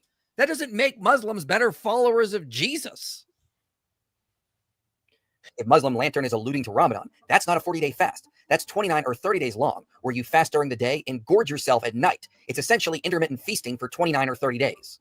Your representation of Ramadan is a terrible caricature saying that it's a time of feasting, as it ignores explicit hadiths from the Prophet ﷺ forbidding such actions of overeating. Jesus did. Yep, totally agree. That's the problem, Deen. That's not... You're throwing Muslims under the bus again. That's not what's going on in reality here. Let's start with just this article here from CNN. Not so fast. Ramadan sees rise in binge eating in A&E cases. So Ramadan is drawn to a close, and with its mandatory daytime fasting, Muslims can breathe a sigh of relief as their diets return to normal. Many, however, will be surprised to find their clothes a little snugger and their health a little in a perilous state. Though the month-long season associated with overeating is common practice, once the sun goes down, this is commonly what's happening in reality. Many hospitals in the Gulf states of the Middle East, the holiday means a sharp rise in patients. We see a fair increase of digestive-related problems, one family doctor in Kuwait said. It's a combination of overeating and binge eating and the reduced immunity due to dehydration and bad sleeping habits. Yeah, that sleeping habits thing is... sorry to cut you off. That's not surprising to me at all. If they're basically intermittent fasting for that long and they're not drinking, your body's cortisol levels are going to spike and you're not going to be able to sleep because of that. Yeah. Harb also pointed out a range of medical emergencies during the period that are less directly linked to food. Heat stress due to dehydration, particularly among construction workers, because again, a lot of them don't drink water during that fast, which is insane. It's such an insane requirement. There's also an increase in traffic accidents, which he attributes to fasting-related drowsiness. Mm-hmm. The Ramadan is just, oh my gosh, when it's celebrated, so many problems. Not only this, we also have the Ramadan Bombathon. So fasting and poor sleep aid this. They lead to tiredness, lack of concentration, he says. So we get some people that are gorging, binging, overeating, this kinds of stuff. It's not only that. Let me see if I can just do this really fast here. I want to put another article up here. So let me make sure this goes. The economic impact of Ramadan on the food sector. Ironically, Ramadan is all about food. Food retailers stock up products at least a month in preparation of excess demand. Supermarkets and hypermarkets extend hours to midnight to tend to have Ramadan-specific promotions and offers. It's all about food, baby, that they eat themselves. Now, I'm not saying that happens to everyone, Dean. I'm saying that in the culture that Islam has created, there are so many people gorging themselves and overeating, which is why there's articles. If you just Google Ramadan overeating, you get websites like tips on to not overeat on Ramadan, tips on how to manage overeating. Well, I saw a Reddit post. I'm binging on Ramadan. How do I stop? Like, this is actually a problem that's happening. It's not something that we're making up. So I do want to be fair a little bit here, and I was about to get to there. Yeah. Okay, I do want to. Oh, that's fine. What I was just going to say is, I don't think you're making this claim either. I wouldn't say that the mechanism of the binge eating is Ramadan itself. I would say it's the intermittent fasting that's actually happening that to be causing a lot of this stuff. But yeah, here's a study. Surprisingly, weight gain and not weight loss was reported after Ramadan by Saudis, which indicates timely needed lifestyles and dietary modification programs for a population, which reports one of the highest prevalence rates of diabetes. Now, again, we're not saying every Muslim does this, but we're saying that definitely is a problem that needs to be addressed. That was the comment I was making when I was just briefly mentioning this. Like, I wasn't doing a detailed report or anything, buddy. But there is a problem of overeating on Ramadan. Anything you want to add? No, and I know, because your argument was just basically showing that this is the case on Ramadan. I don't think you're arguing that this is like evidence against Islam or anything like that, because like I'm in Orthodox Church, there's fasting periods for Holy Week, and I'm telling you right now, I know that Saturday night / Sunday morning when you get home after fasting, you're having a feast at 1 a.m, kind of a thing.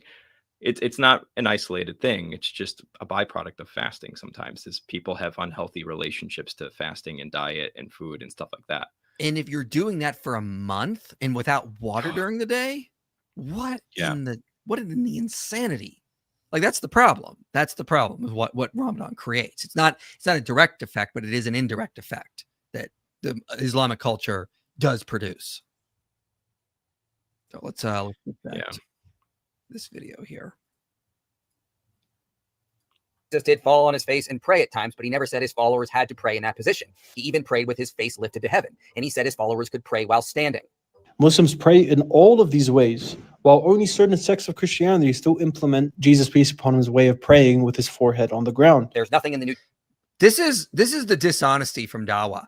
They have been going around for years saying, "Oh, Jesus fell on his face and prayed. You see, he was a Muslim." And then you point out other places. No, Jesus never commanded that. He prayed with his face lifted to heaven. What do they say? "Oh, well, we also pray in other ways." No, Dean, this is not my fault. This is your fellow Muslims' fault. They have been telling us this. I'm responding to that argument.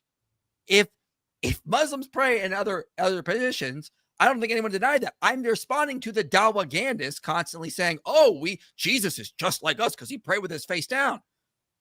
Okay, he prayed in other positions. Oh, but we also pray in other positions. You just made this whole argument show how absurd it is. You just basically did the argument for me that, yeah, it's absolutely absurd when the Dawa bros are going on saying, "Oh, yeah, Jesus is just like us because he prayed with his face down." And luckily, Dean even admitted Christians, there are plenty of Christians that still do pray like that. In the Orthodox, Catholic Church, Lutheran as well. Are pagans like Jesus when they pray to their pagan deities in different positions that match? Yes.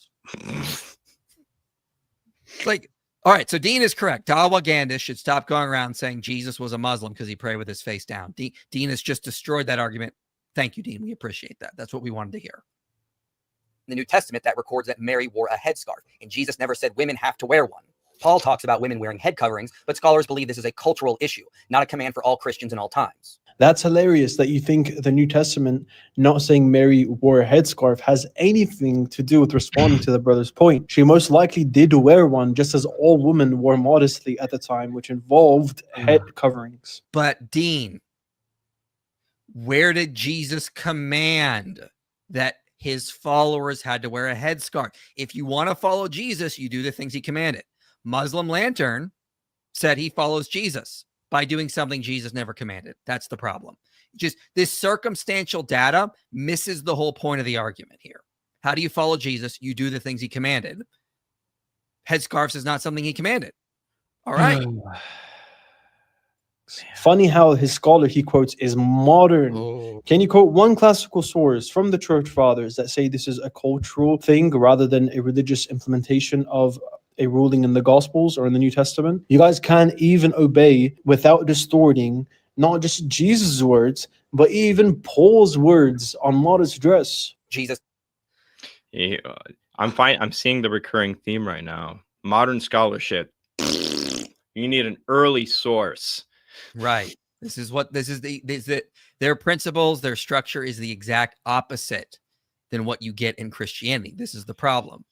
The problem also, though, scholars have noted, is that this is one of like the most difficult passages in the Bible to actually understand in terms of what it's saying, because Paul goes on. He says, nevertheless, in the Lord, woman is not independent of man nor of woman. For woman was made from man, and so man is now born of woman. All things are from God. Judge for yourself. Is it proper for a wife to pray with her head uncovered? Does not nature itself teach that if a man wears long hair, it's a disgrace to him? But if a woman has long hair, it is her glory, for her hair is given to her for a covering. Her hair is given to her for a covering. Deen, all women are covered with their hair. That's what nature has covered them, is what Paul is saying, if you just read it in context. So this is why a lot of scholars today will say, well, this is not an actual culture thing. This is a cultural thing, not a command that women have to be covered with veils, because they already have a cover with their hair. So also, he wants me to cite like an early scholar. Well, if it's a cultural thing, that wouldn't make sense because they're all part of that culture. They would be affirming the cultural norm. But we do have church rulings here I can bring up in my slides. First, with the Protestants, with the Catholics. Start there. It must be noted that these ordinances, probably inspired by the customs of the period, concern scarcely more than disciplinary practices of minor importance, such as the obligation imposed upon women to wear a veil on their heads. Such requirements no longer have a normative value. Okay, so there's Catholics. Philip Melanchthon in the Augsburg Confession. So in 1 Corinthians 11:5, Paul concludes that women should cover their heads in the congregation. And in 1 Corinthians 14:30, that interpreters be heard in order that in the church, and so on. It is proper that churches keep such ordinance for the sake of love and tranquility, to avoid giving offense to another, so that all things be done in the churches in order and without confession. It is proper to keep such ordinance just as long as concessions are not burdened to think that they are necessary for salvation, or regard as sin, or as regard as sin if they were changed without offending others. So it's about offending others. Okay. For instance, no one will say that a woman sins who goes out in public with her head uncovered as long as no offense is given. So this is, again, it's about because it causes offense. Well, if it doesn't cause offense in today's day and age, it logically follows that head coverings are no longer required. Same with what Paul was basically getting at in 1 Corinthians 11, that it's about the cultural aspect, it's about causing offense, that kind of stuff. Philip Melanchthon is commentating on this. So again, it's a cultural thing, as we note. But Dan, I know you want to say some stuff on this. I have a lot to say here. It's kind of raunchy. Yeah, because you know about Michael Heiser and what he talks about with this stuff. Yeah. Wait, is this it? There we go. Yeah. So maybe I should start by saying this. Because the whole cultural versus not just a cultural distinction, I think what we're trying to get at here is whether or not this is like a universal principle that Paul's teaching that everybody at all times should be adhering to, or if this is something that's rooted in some sort of conceptual space that Paul has, and Paul would have like learned something new, he would have not made it a universal rule. There's so many different ways to cash this out. So I just want to point this out. Like you've already pointed out, yeah, Mary probably wore a head covering, but that doesn't really mean much for Deen. I'm going to skip past some of this stuff and just kind of get to the meat here. Okay, so when it comes to 1 Corinthians 11, Paul says women should be veiled in worship. And the question is, what kind of veil and why? Troy Martin, as a paper titled Paul's Argument from Nature from the Veil in 1 Corinthians 11, 13 through 15. And I know it's a wacky title, a testicle instead of a head covering is the name of the paper. And he argues that in Paul's concern in 1 Corinthians is not with external veil or headscarves, but with the hair itself as a sexual symbol. So he says the term for hair here is in 11:15 refers to pubic hair and more generally to hair as a primary sex characteristic, not merely head hair as a covering. Paul uses physiology known in antiquity to ground his claim that long hair is a woman's glory and natural covering. Pedivolion is the key term there, which is we'll get into this. So Paul writes, but if a woman has long hair, it is her glory, for her hair is given to her for a covering. Most English Bibles are going to render pedivolion as covering, and Martin shows that this refers to a genital covering, not a head covering, by citing other instances of this word in other places. So for Euripides, he writes, since pedivolion is contrasted with hair, which is part of the body, the physiological semantic domain of pedivolion is in 1 Corinthians 11:15, B becomes particularly relevant. Here he writes, Euripides uses this phrase in reference to a body part. He casts Hercules as complaining, after I received my bags of flesh, which are the outward signs of puberty, I received labors about which I shall undertake to say what is necessary. A dynamic translation of the first clause would be, after I received my testicles, which are the outward signs of puberty. Another example is with Achilles. He says, Achilles Tatius plays on this meaning of pedivolion in his erotic description of a garden in which Cleitophon seeks an amorous encounter with Leucippe. You can kind of keep reading on, and you end up finding that the term pedivolion alludes to the female hair in this instance, and the term pedivolion to the testicles in the males. And so you can kind of see this being interchangeable between testicles and female hair, which is really weird. What's going on here? Well, in ancient physiology, hair was viewed as a sexual organ, and in Greco-Roman medical thought, right? You can read this in Aristotle, Hippocrates, Galen, Euripides, and they would say that hair is hollow and functioned as a conduit for bodily fluids like semen, and male and female hair played complementary roles in sexual reproduction. So a woman's hair was part of this genital system. This is why. And really quick, we need to know Paul is not confirming any of this.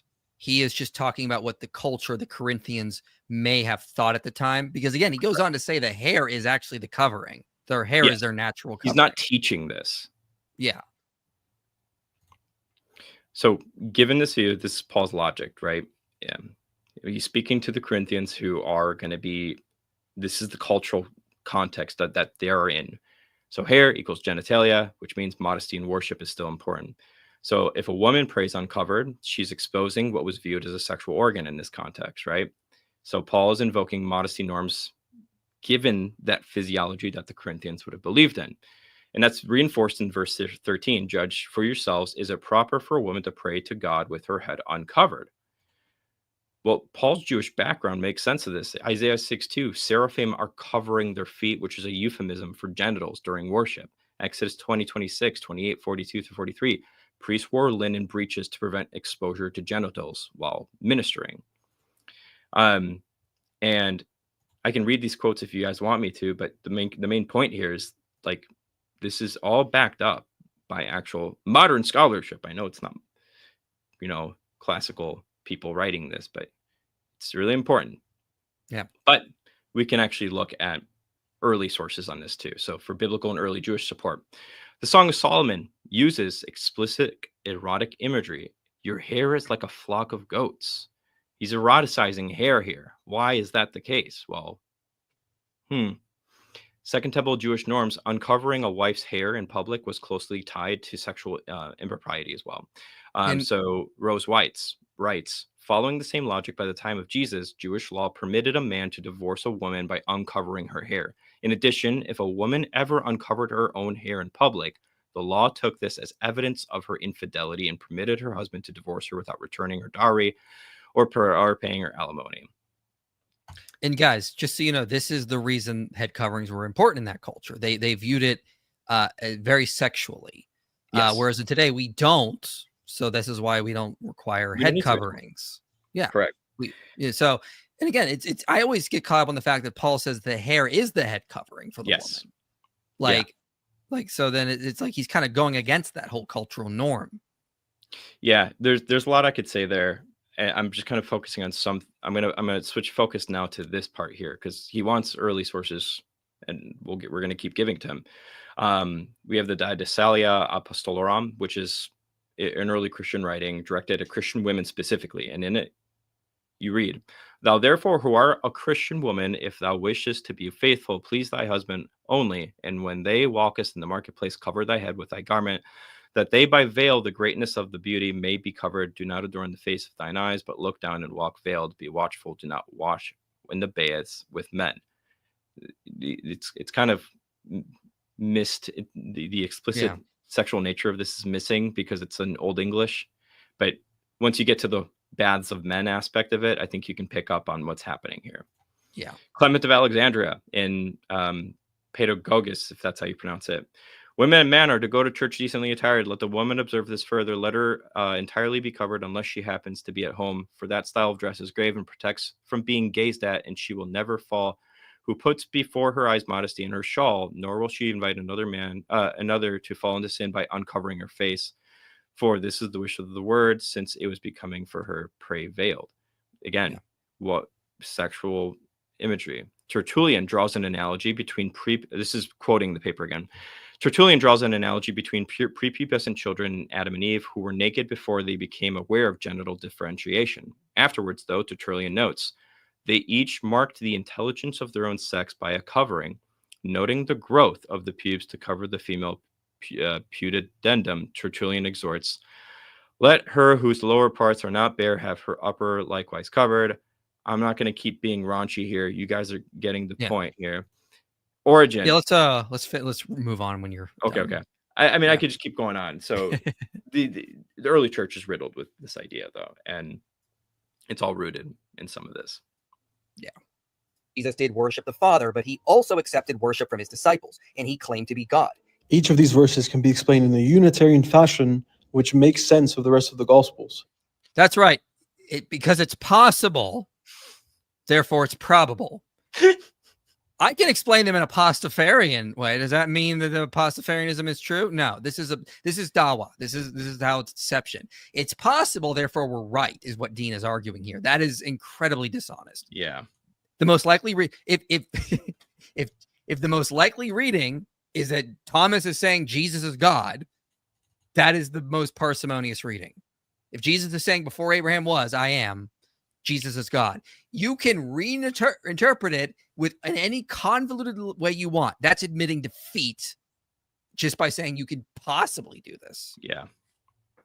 For example, this word for worship can be used for other than God also. It's used in other parts of the New Testament to refer to bowing down out of reverence to a king or Lord, not to God. I love showing this to people because Deen doesn't understand the issue. Matthew uses that word differently than Luke does. And this is important. Luke uses this word very restrictively. Matthew uses it a little more loosely. Mm-hmm. But Luke only uses it for worship of God. You can see it in Luke 4:8. You shall worship the Lord your God, and him only shall you serve. You go to Acts 10. Cornelius met him and fell down at his feet and worshiped him. But Peter lifted him up, saying, stand up, I too am a man. So in Luke, he would only use this word for worship of God. Guess what happens in Luke 24? The disciples worship Jesus at the ascension. So this backfires on Deen for a number of reasons, because the way Luke uses this word is very, very restrictively. Yeah, I would even just contend really quickly that if I can bring up my slide here really quickly. Yeah. Because he's right that proskuneo can mean all these different things, but the context that Matthew uses it in with regards to Jesus is actually revealing that it's not in the normal sense either. Because in Matthew 14:33, it's after Jesus calms the storm, and then the disciples are worshiping him, and then they say, "Truly, you are the Son of God," which is messianic. John 9:38, we have the same entire thing, and when Jesus gets that worship, he doesn't correct it like the angels do in Revelation 19 or Peter does in Acts 10. And then I just wanted to add this one tiny thing. In Revelation 5:13, has all creation worshiping, proskuneo again, both him who sits on the throne and the Lamb. So there's two figures being worshipped with a shared throne. You're going to have a hard time being a Unitarian interpreting that. Yeah. The most you can say with "before Abraham was I am" is that it implies Jesus pre-existed, but even then, the Gospel of John is ahistorical, as many. No, you can't, because if you read Psalm 92 in the Septuagint, it says, "Before the mountains were, you are." That is a perfect third person Greek of what Jesus is saying here in first person. Before Abraham was, I am. You don't say that unless you are God. Just go to Psalm 90, verse 2. In the Septuagint, you will see "before the mountains were, ... plus you are." And if you take those two Greek phrases, they're in third person in Greek of what Jesus is saying here in first person. And Jesus is also alluding back to Exodus 3 when God says, "I will be that I will be," because there's also an allusion there to this as well, implying a eternal existence before Abraham even was. That's why it's rendered like this. Many scholars have already noted. I'll quote from Alan F. Siegel, who David would actually appeal to. Your own source. Versus Alex O'Connor. This is Deen Dawa. They're assuming Islamic principles onto us. Yes, exactly. Yes, Michael is friends with David Wood. David Wood used Alan Siegel in a completely different context. Therefore, we submit to Alan Siegel on everything. Completely false. Alan Siegel's not an expert on New Testament. He's talking about stuff in the Old Testament. And if you notice, if you look at the quote here, he gives no data to support his case here. It doesn't work. He just says that, it's ahistorical. Okay, we can respond with what Craig Blomberg does in his book, The Historical Reliability of John's Gospel. Okay, there's a ton of historical data to support John. See the video we did, John, an eyewitness account, where we go through all that data. Alan Siegel says much of the Gospel of John statements are ahistorical, and he's not alone in this. Wait, it is actually the academic majority view on the matter. And can we? I want to point out a little hypocrisy that I just caught. He added into this quote from Segal the word ahistorical, just like you added into the quote first century. Well, I'll be. Yeah, it's they always do things that they say we're not allowed to do. It's what they do.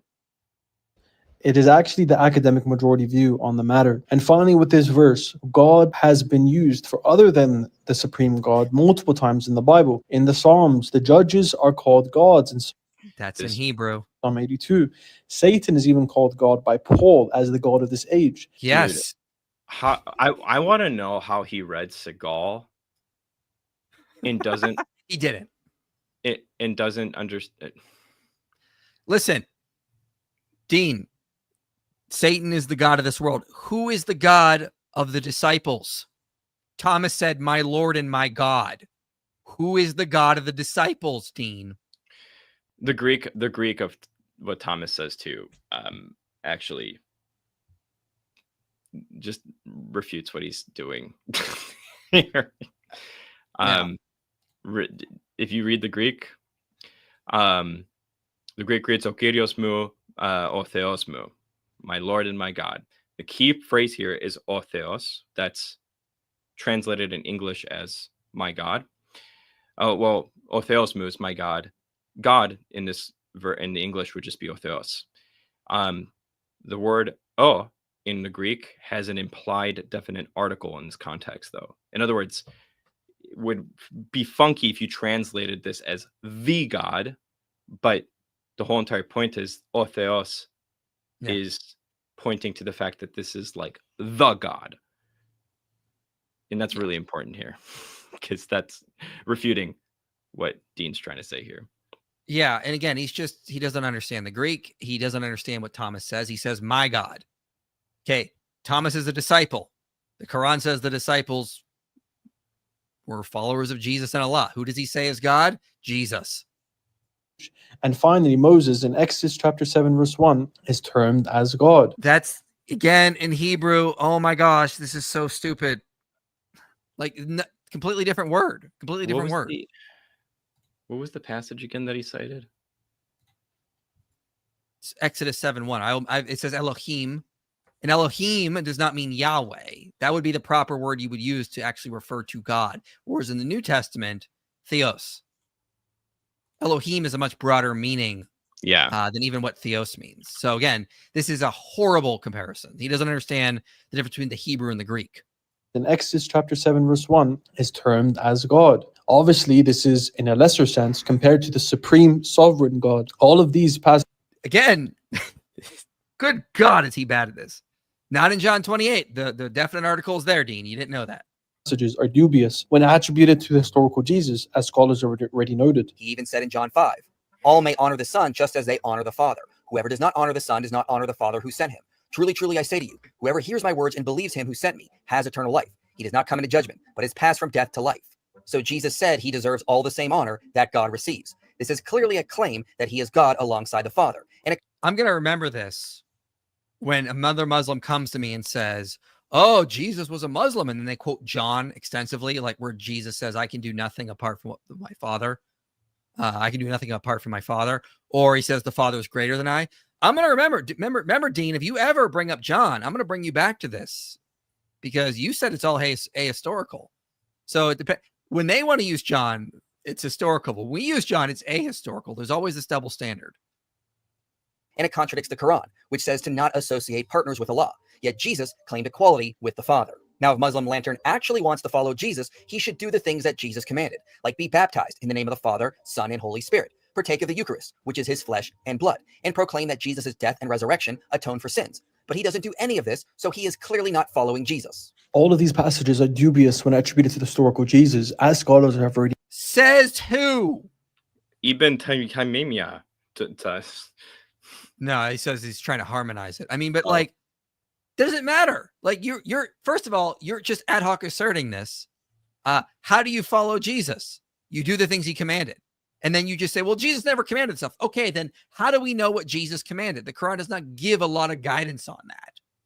And again, Muslim Lantern was going to the Gospels earlier to say, oh, I follow Jesus because, I pray like this way and I do. So again, the Gospels are historical when they want to use it. When we point out other things, they go, well, that's ahistorical. The only time they're historical is if they support Islam.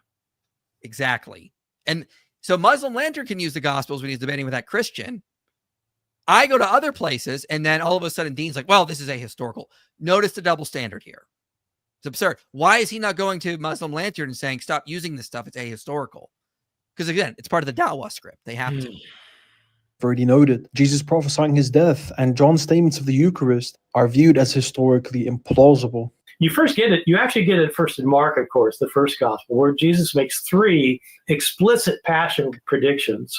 Yep. And the disciples simply don't get it. and okay, so it just finishes with this clip. The that's not actually understanding motif.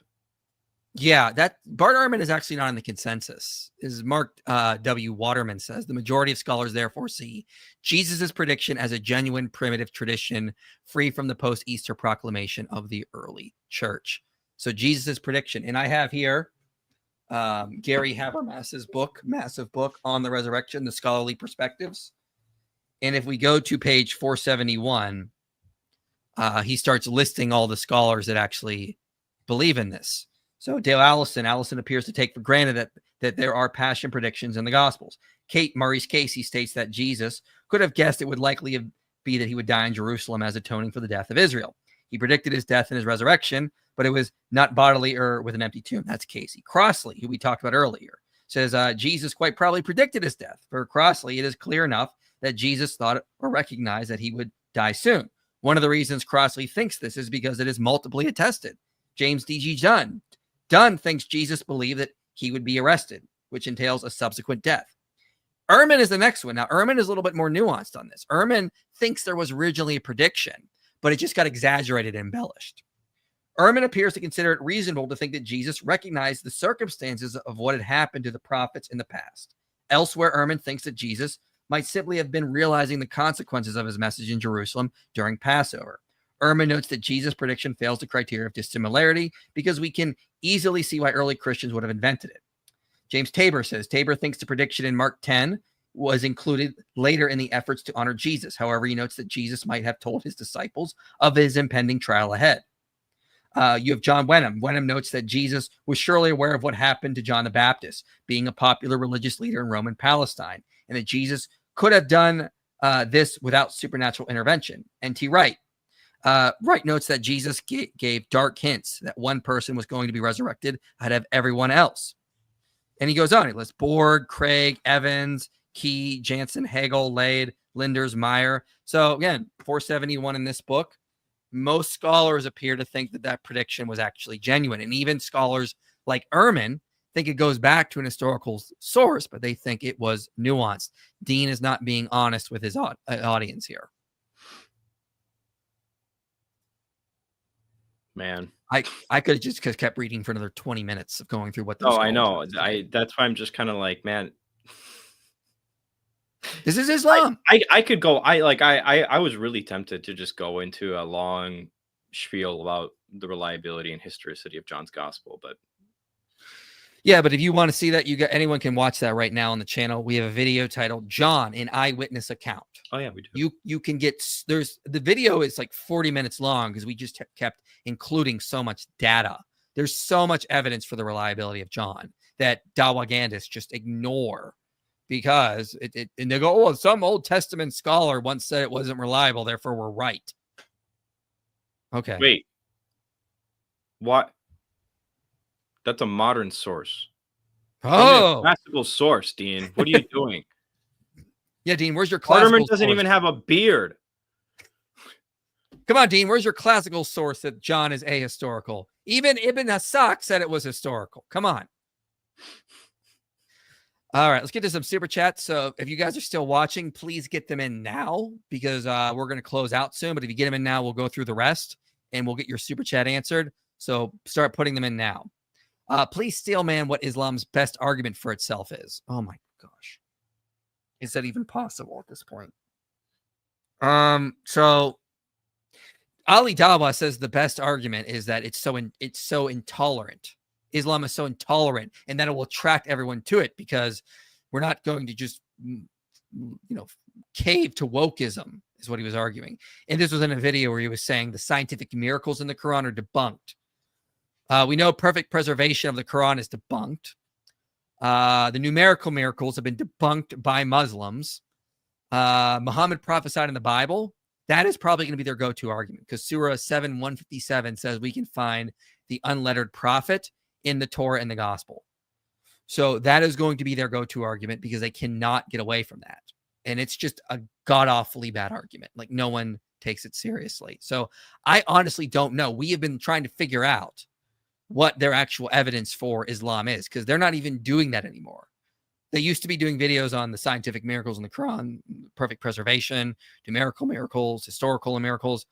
They've abandoned all those because they suck and they've been shown to suck. So now they're just, at this point, they're just relying on character assassination and defense. But I honestly don't know what their best argument is at this point. Yeah, you can make an argument that Allah was against the wrong idea of the Trinity and tritheism. God Logic had a stream the other day with an Islamic scholar that admitted the crucifixion and other stuff is Islamic. Yeah, I was there for that. So this guy comes on, Ibn Anwar, and he's like, okay, yeah, guys, listen. Jesus was crucified, he died, and he resurrected 3 days later, and he atoned for sins. And Trinity is Tawheed. I was like, what? How do other Muslims feel about? They were pissed. They're not happy to hear that. Man. Finally, cut y'all laugh. God bless from Norway. Thanks for what you do. It aids my walk with the Lord and arms me for the fight. Excellent. What's your opinion on the synoptic problem? Please do a video on this topic. Yeah, it's a complicated topic. That's why we have a video on this or no? Not really. I tend to. I have a lot of nuanced videos on this. I can probably make something eventually. It's so speculative, man. It's so speculative. Generally, I think that Mark had original notes that he was working with that Luke and Matthew got a hold of, and they made their gospel with. That's Craig Evans' view. That they all sort of had original notes that Mark had. They worked from that. Matthew and Luke also had the what we call the Q source, which I would think is what Papis is alluding to when he says Matthew wrote the Logia. I think that's what's going on too. And then they sort of built from those two things, and maybe some other stuff as well. My view. Well, man, this is a weird topic because a lot of times people are asking about the synoptic problem, not to try to figure out what the relationship is between the synoptics, but because they've just heard skeptics use the synoptic problem against the reliability. But like if it's not the skeptical objection type question, and you're just like actually wondering the relationship between all of them, man, I could probably put something together there. There's a lot of ways that you can kind of model it out. I don't have a way that I'm married to. It's more of just like here's plausible ways to put it together. I'm not really interested in it mostly because I don't think it can be totally known. It's like trying to figure out what is actually in the Q source. It's too speculative. This is why when I did the reliability of the Gospels, that whole series, I just didn't cover it because it wasn't important. The Gospels are reliable. We can show that easily without this whole issue. Yeah. Had an acquaintance saying in a discussion of faith, I believe in God, but I think if he cares whether people call him Allah, Jesus, or Krishna, then he's an egomaniac. What's a good response to this? I'm rereading this again. He had an acquaintance saying, I believe in God, but I think if he cares whether people basically all religions, you shouldn't really care. God wouldn't care as long as they're all worshiping him. If somebody said that to me, my first thing I'm going to say is, why? Yeah. And imagine the dude's name is Jesse and he just said that to me.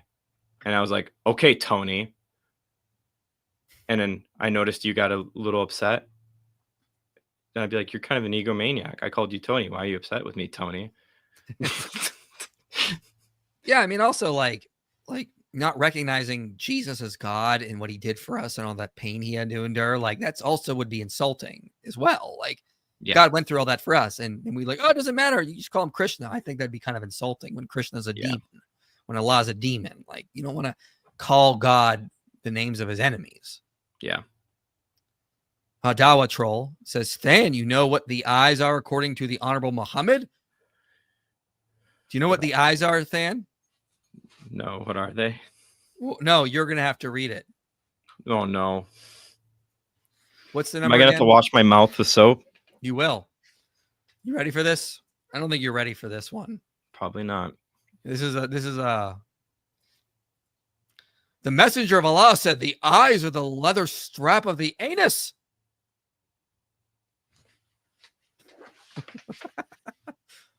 I don't see any eyes there. No, we brought this up one time because they were telling us how eloquent Muhammad's speech was. We went to this and been like, oh, really? Oh, really? Basically, what he's trying to say is that like when you go to sleep, you could pass wind a couple times but when you're awake, your eyes are open and it's like a strap. It prevents you from doing that. So when you get up, wash yourself. I mean, that is true. I fart in my sleep a lot. But I mean, it's just like, it's kind of like very eloquent there, Muhammad. Very eloquent. And so it's just kind of a funny thing we brought up. That is funny. I'm from Finland. Any good books about theology? The Bible. Check out Craig's new philosophical systematic theology. Check that out. it's a good place to start. Theology is such a general term. So Yeah. it's like, my advice to you would be, think about a particular doctrine that you want to research on, that you feel particularly passionate about learning about, and then just read something on that particular topic, whether it's on the ordinances, whether it's church history, doctrine of God, salvation, whatever it might be. Look for stuff like that that's like more niche on different topics. Love how Muslims say that the New Testament does not say Jesus is God, but they forget to mention read Hebrews 3:3-5. Yeah, well, all of Hebrews is pretty much a win there. Oh yeah. I think I showed you one of the new arguments I'm putting together on Hebrews for Christology. For Jesus had been counted worthy of more glory than Moses, as much more glory as the builder of a house has more honor than the house itself. For every house is built by someone, but the builder of all things is God. Now Moses was faithful in all God's house as a servant to testify to the things that were spoken later. Yeah, I mean, Hebrews 1 opens by saying Jesus is God. It's pretty clear. Can we use the story of the sinful woman who wiped Jesus' feet with her hair to debunk the claim that Jesus believed in head coverings? No, because you can have the hair come through the head covering. It's just that they didn't wear like the hijab, like all the hair had to be like tucked away. I mean, you could use it to show that it's not like the Muslim custom for sure, but they're just going to say, oh, that's a historical because it doesn't side with Islam. You could use this as evidence for the fact that like Jesus clearly didn't see this as a sexual maneuver or anything like that. For sure. Yeah. And it wasn't like, cover up, woman. I can't see your hair. That's wrong. Don't touch me. Don't touch me with my feet with your genitals, lady. What's wrong with you? Yes. You didn't say. You get the hair could be seen basically, unlike the hijab where it's got to be completely covered. This is why Christian veils are so different. So clearly what we see in Christianity is not the hijab that we see with Muslims. Yeah. Definitely not the practice at Jesus's time either. Gee, your shirt looks musty. Thank you. Love. Keep doing the good work. Oh, also, can we take 10 lines of historical text and make up a narrative? Of course, if you're in Islam, you can do whatever you want. Yes. I have a friend from college reading the Quran for the first time, and even he agrees that it is confusing. Yeah, it's awfully written. I mean, I can't stand it, honestly. It's one of the reasons why I feel like Islam, for me, has a huge barrier to entry for like knowing what you're talking about. 'Cause half the time I'm just like, what the heck am I reading? The Quran is a very confusing book, and this is why there's so many tafsirs that disagree, so many hadiths that seem to be saying something different. I mean, but it claims to be a clear book. So I mean, like, this is an argument against the truth of Islam because it's not a clear book. It's a problem. Yeah. Thank you for the super chat, mother. Thank you. Hold up, appreciate it. So here we go. Theoretical counter response to question. RE, God being egomaniac for caring about what we call him and how we view him. Well, that's all pretty human stuff, and he'd be beyond all that. Thoughts? It's not petty human stuff. Yeah. First of all, God cares about humans. He wants a relationship with the humans and all this other stuff. And he's not detached from human interaction. I mean, the Bible records a narrative of God interacting with people. If you had a deistic being that cared about what humans cared about him, then I'd be like, well, clearly that's evidence against deism, because deism would have a detached God rather than an attached God. And why do we assume this stuff that God is so transcendent he's beyond emotions? Like, that doesn't logically follow. Like God is a rational being, a conscious being, and like he can have similar emotions to what his creations have. Like if you extrapolate a little bit, we're made in his image. I'm not sure if that's what Genesis 1 means or so, but I mean, like, that we are ontologically like him, but we would expect similarities between us if we are also rational creatures from him. So I don't see why it's weird that we would be like our Father in certain ways. He's just perfect. So, all right, that's all the super chats going once, going twice. All right, tomorrow we got a video coming out on Justin Martyr that Jesus mythicists always bring up, that Justin Martyr somehow proved that Christianity is based on pagan mythology. If you just read Justin Martyr's first apology, it doesn't say that. So we'll be debunking that and pretty easily, just looking at what John said. We'll be streaming. What are we streaming on Monday? I haven't thought of anything. We'll figure that out. Yeah. We got to figure that out. You guys tell us what to do. Yeah. Where do you think we will go when we die? And how does that day of judgment go with that in your views? Well, to be absent in the body is be present with the Lord. So we'll go to be with Christ. That's where we go when we die. And how does the day of judgment go with that in your views? Well, then we there's different views. Some think that like when we die, we go outside of time. So we're at the judgment seat kind of thing. Some think that we'll just be with Christ, be sanctified until then we come back. I don't know. I've not been there yet. We'll figure it out when we get there. Testify says, shave Than again Monday. Well, no, if someone gives us $1,000, we will, but they've not done that. So. I don't know, man. Maybe. I really I like having my normal hair back again. Yeah. I'm a Muslim. Can I join? No, we're closing up. Yeah, you can join us next week, Wednesday. Yes. When we have Dr. Joshua Sajwadi coming in. And we're Ahmed, doing a call-in show for all the Muslims. Please come talk to us. Yes, Ahmed, come next Wednesday. We're doing that. I'll probably be on Avery's tomorrow again, doing some more stuff over there. He asked me to come back on, so we'll see. But anyway, thanks for coming, guys. Tomorrow we'll have another video out on Justin Martyr. We'll see you guys next time. And yeah, come back Wednesday for sure, and Monday as well. We'll be here. You made it to the end of this video, which means this message matters to you. If you want to see more content like this reaching people for Christ, you can help make it happen. Your support makes these videos possible. Click the link below and donate today. And if you want to go even deeper, consider joining our Patreon community. You'll get early access to videos, behind-the-scenes content, and a place to connect with others passionate about this mission.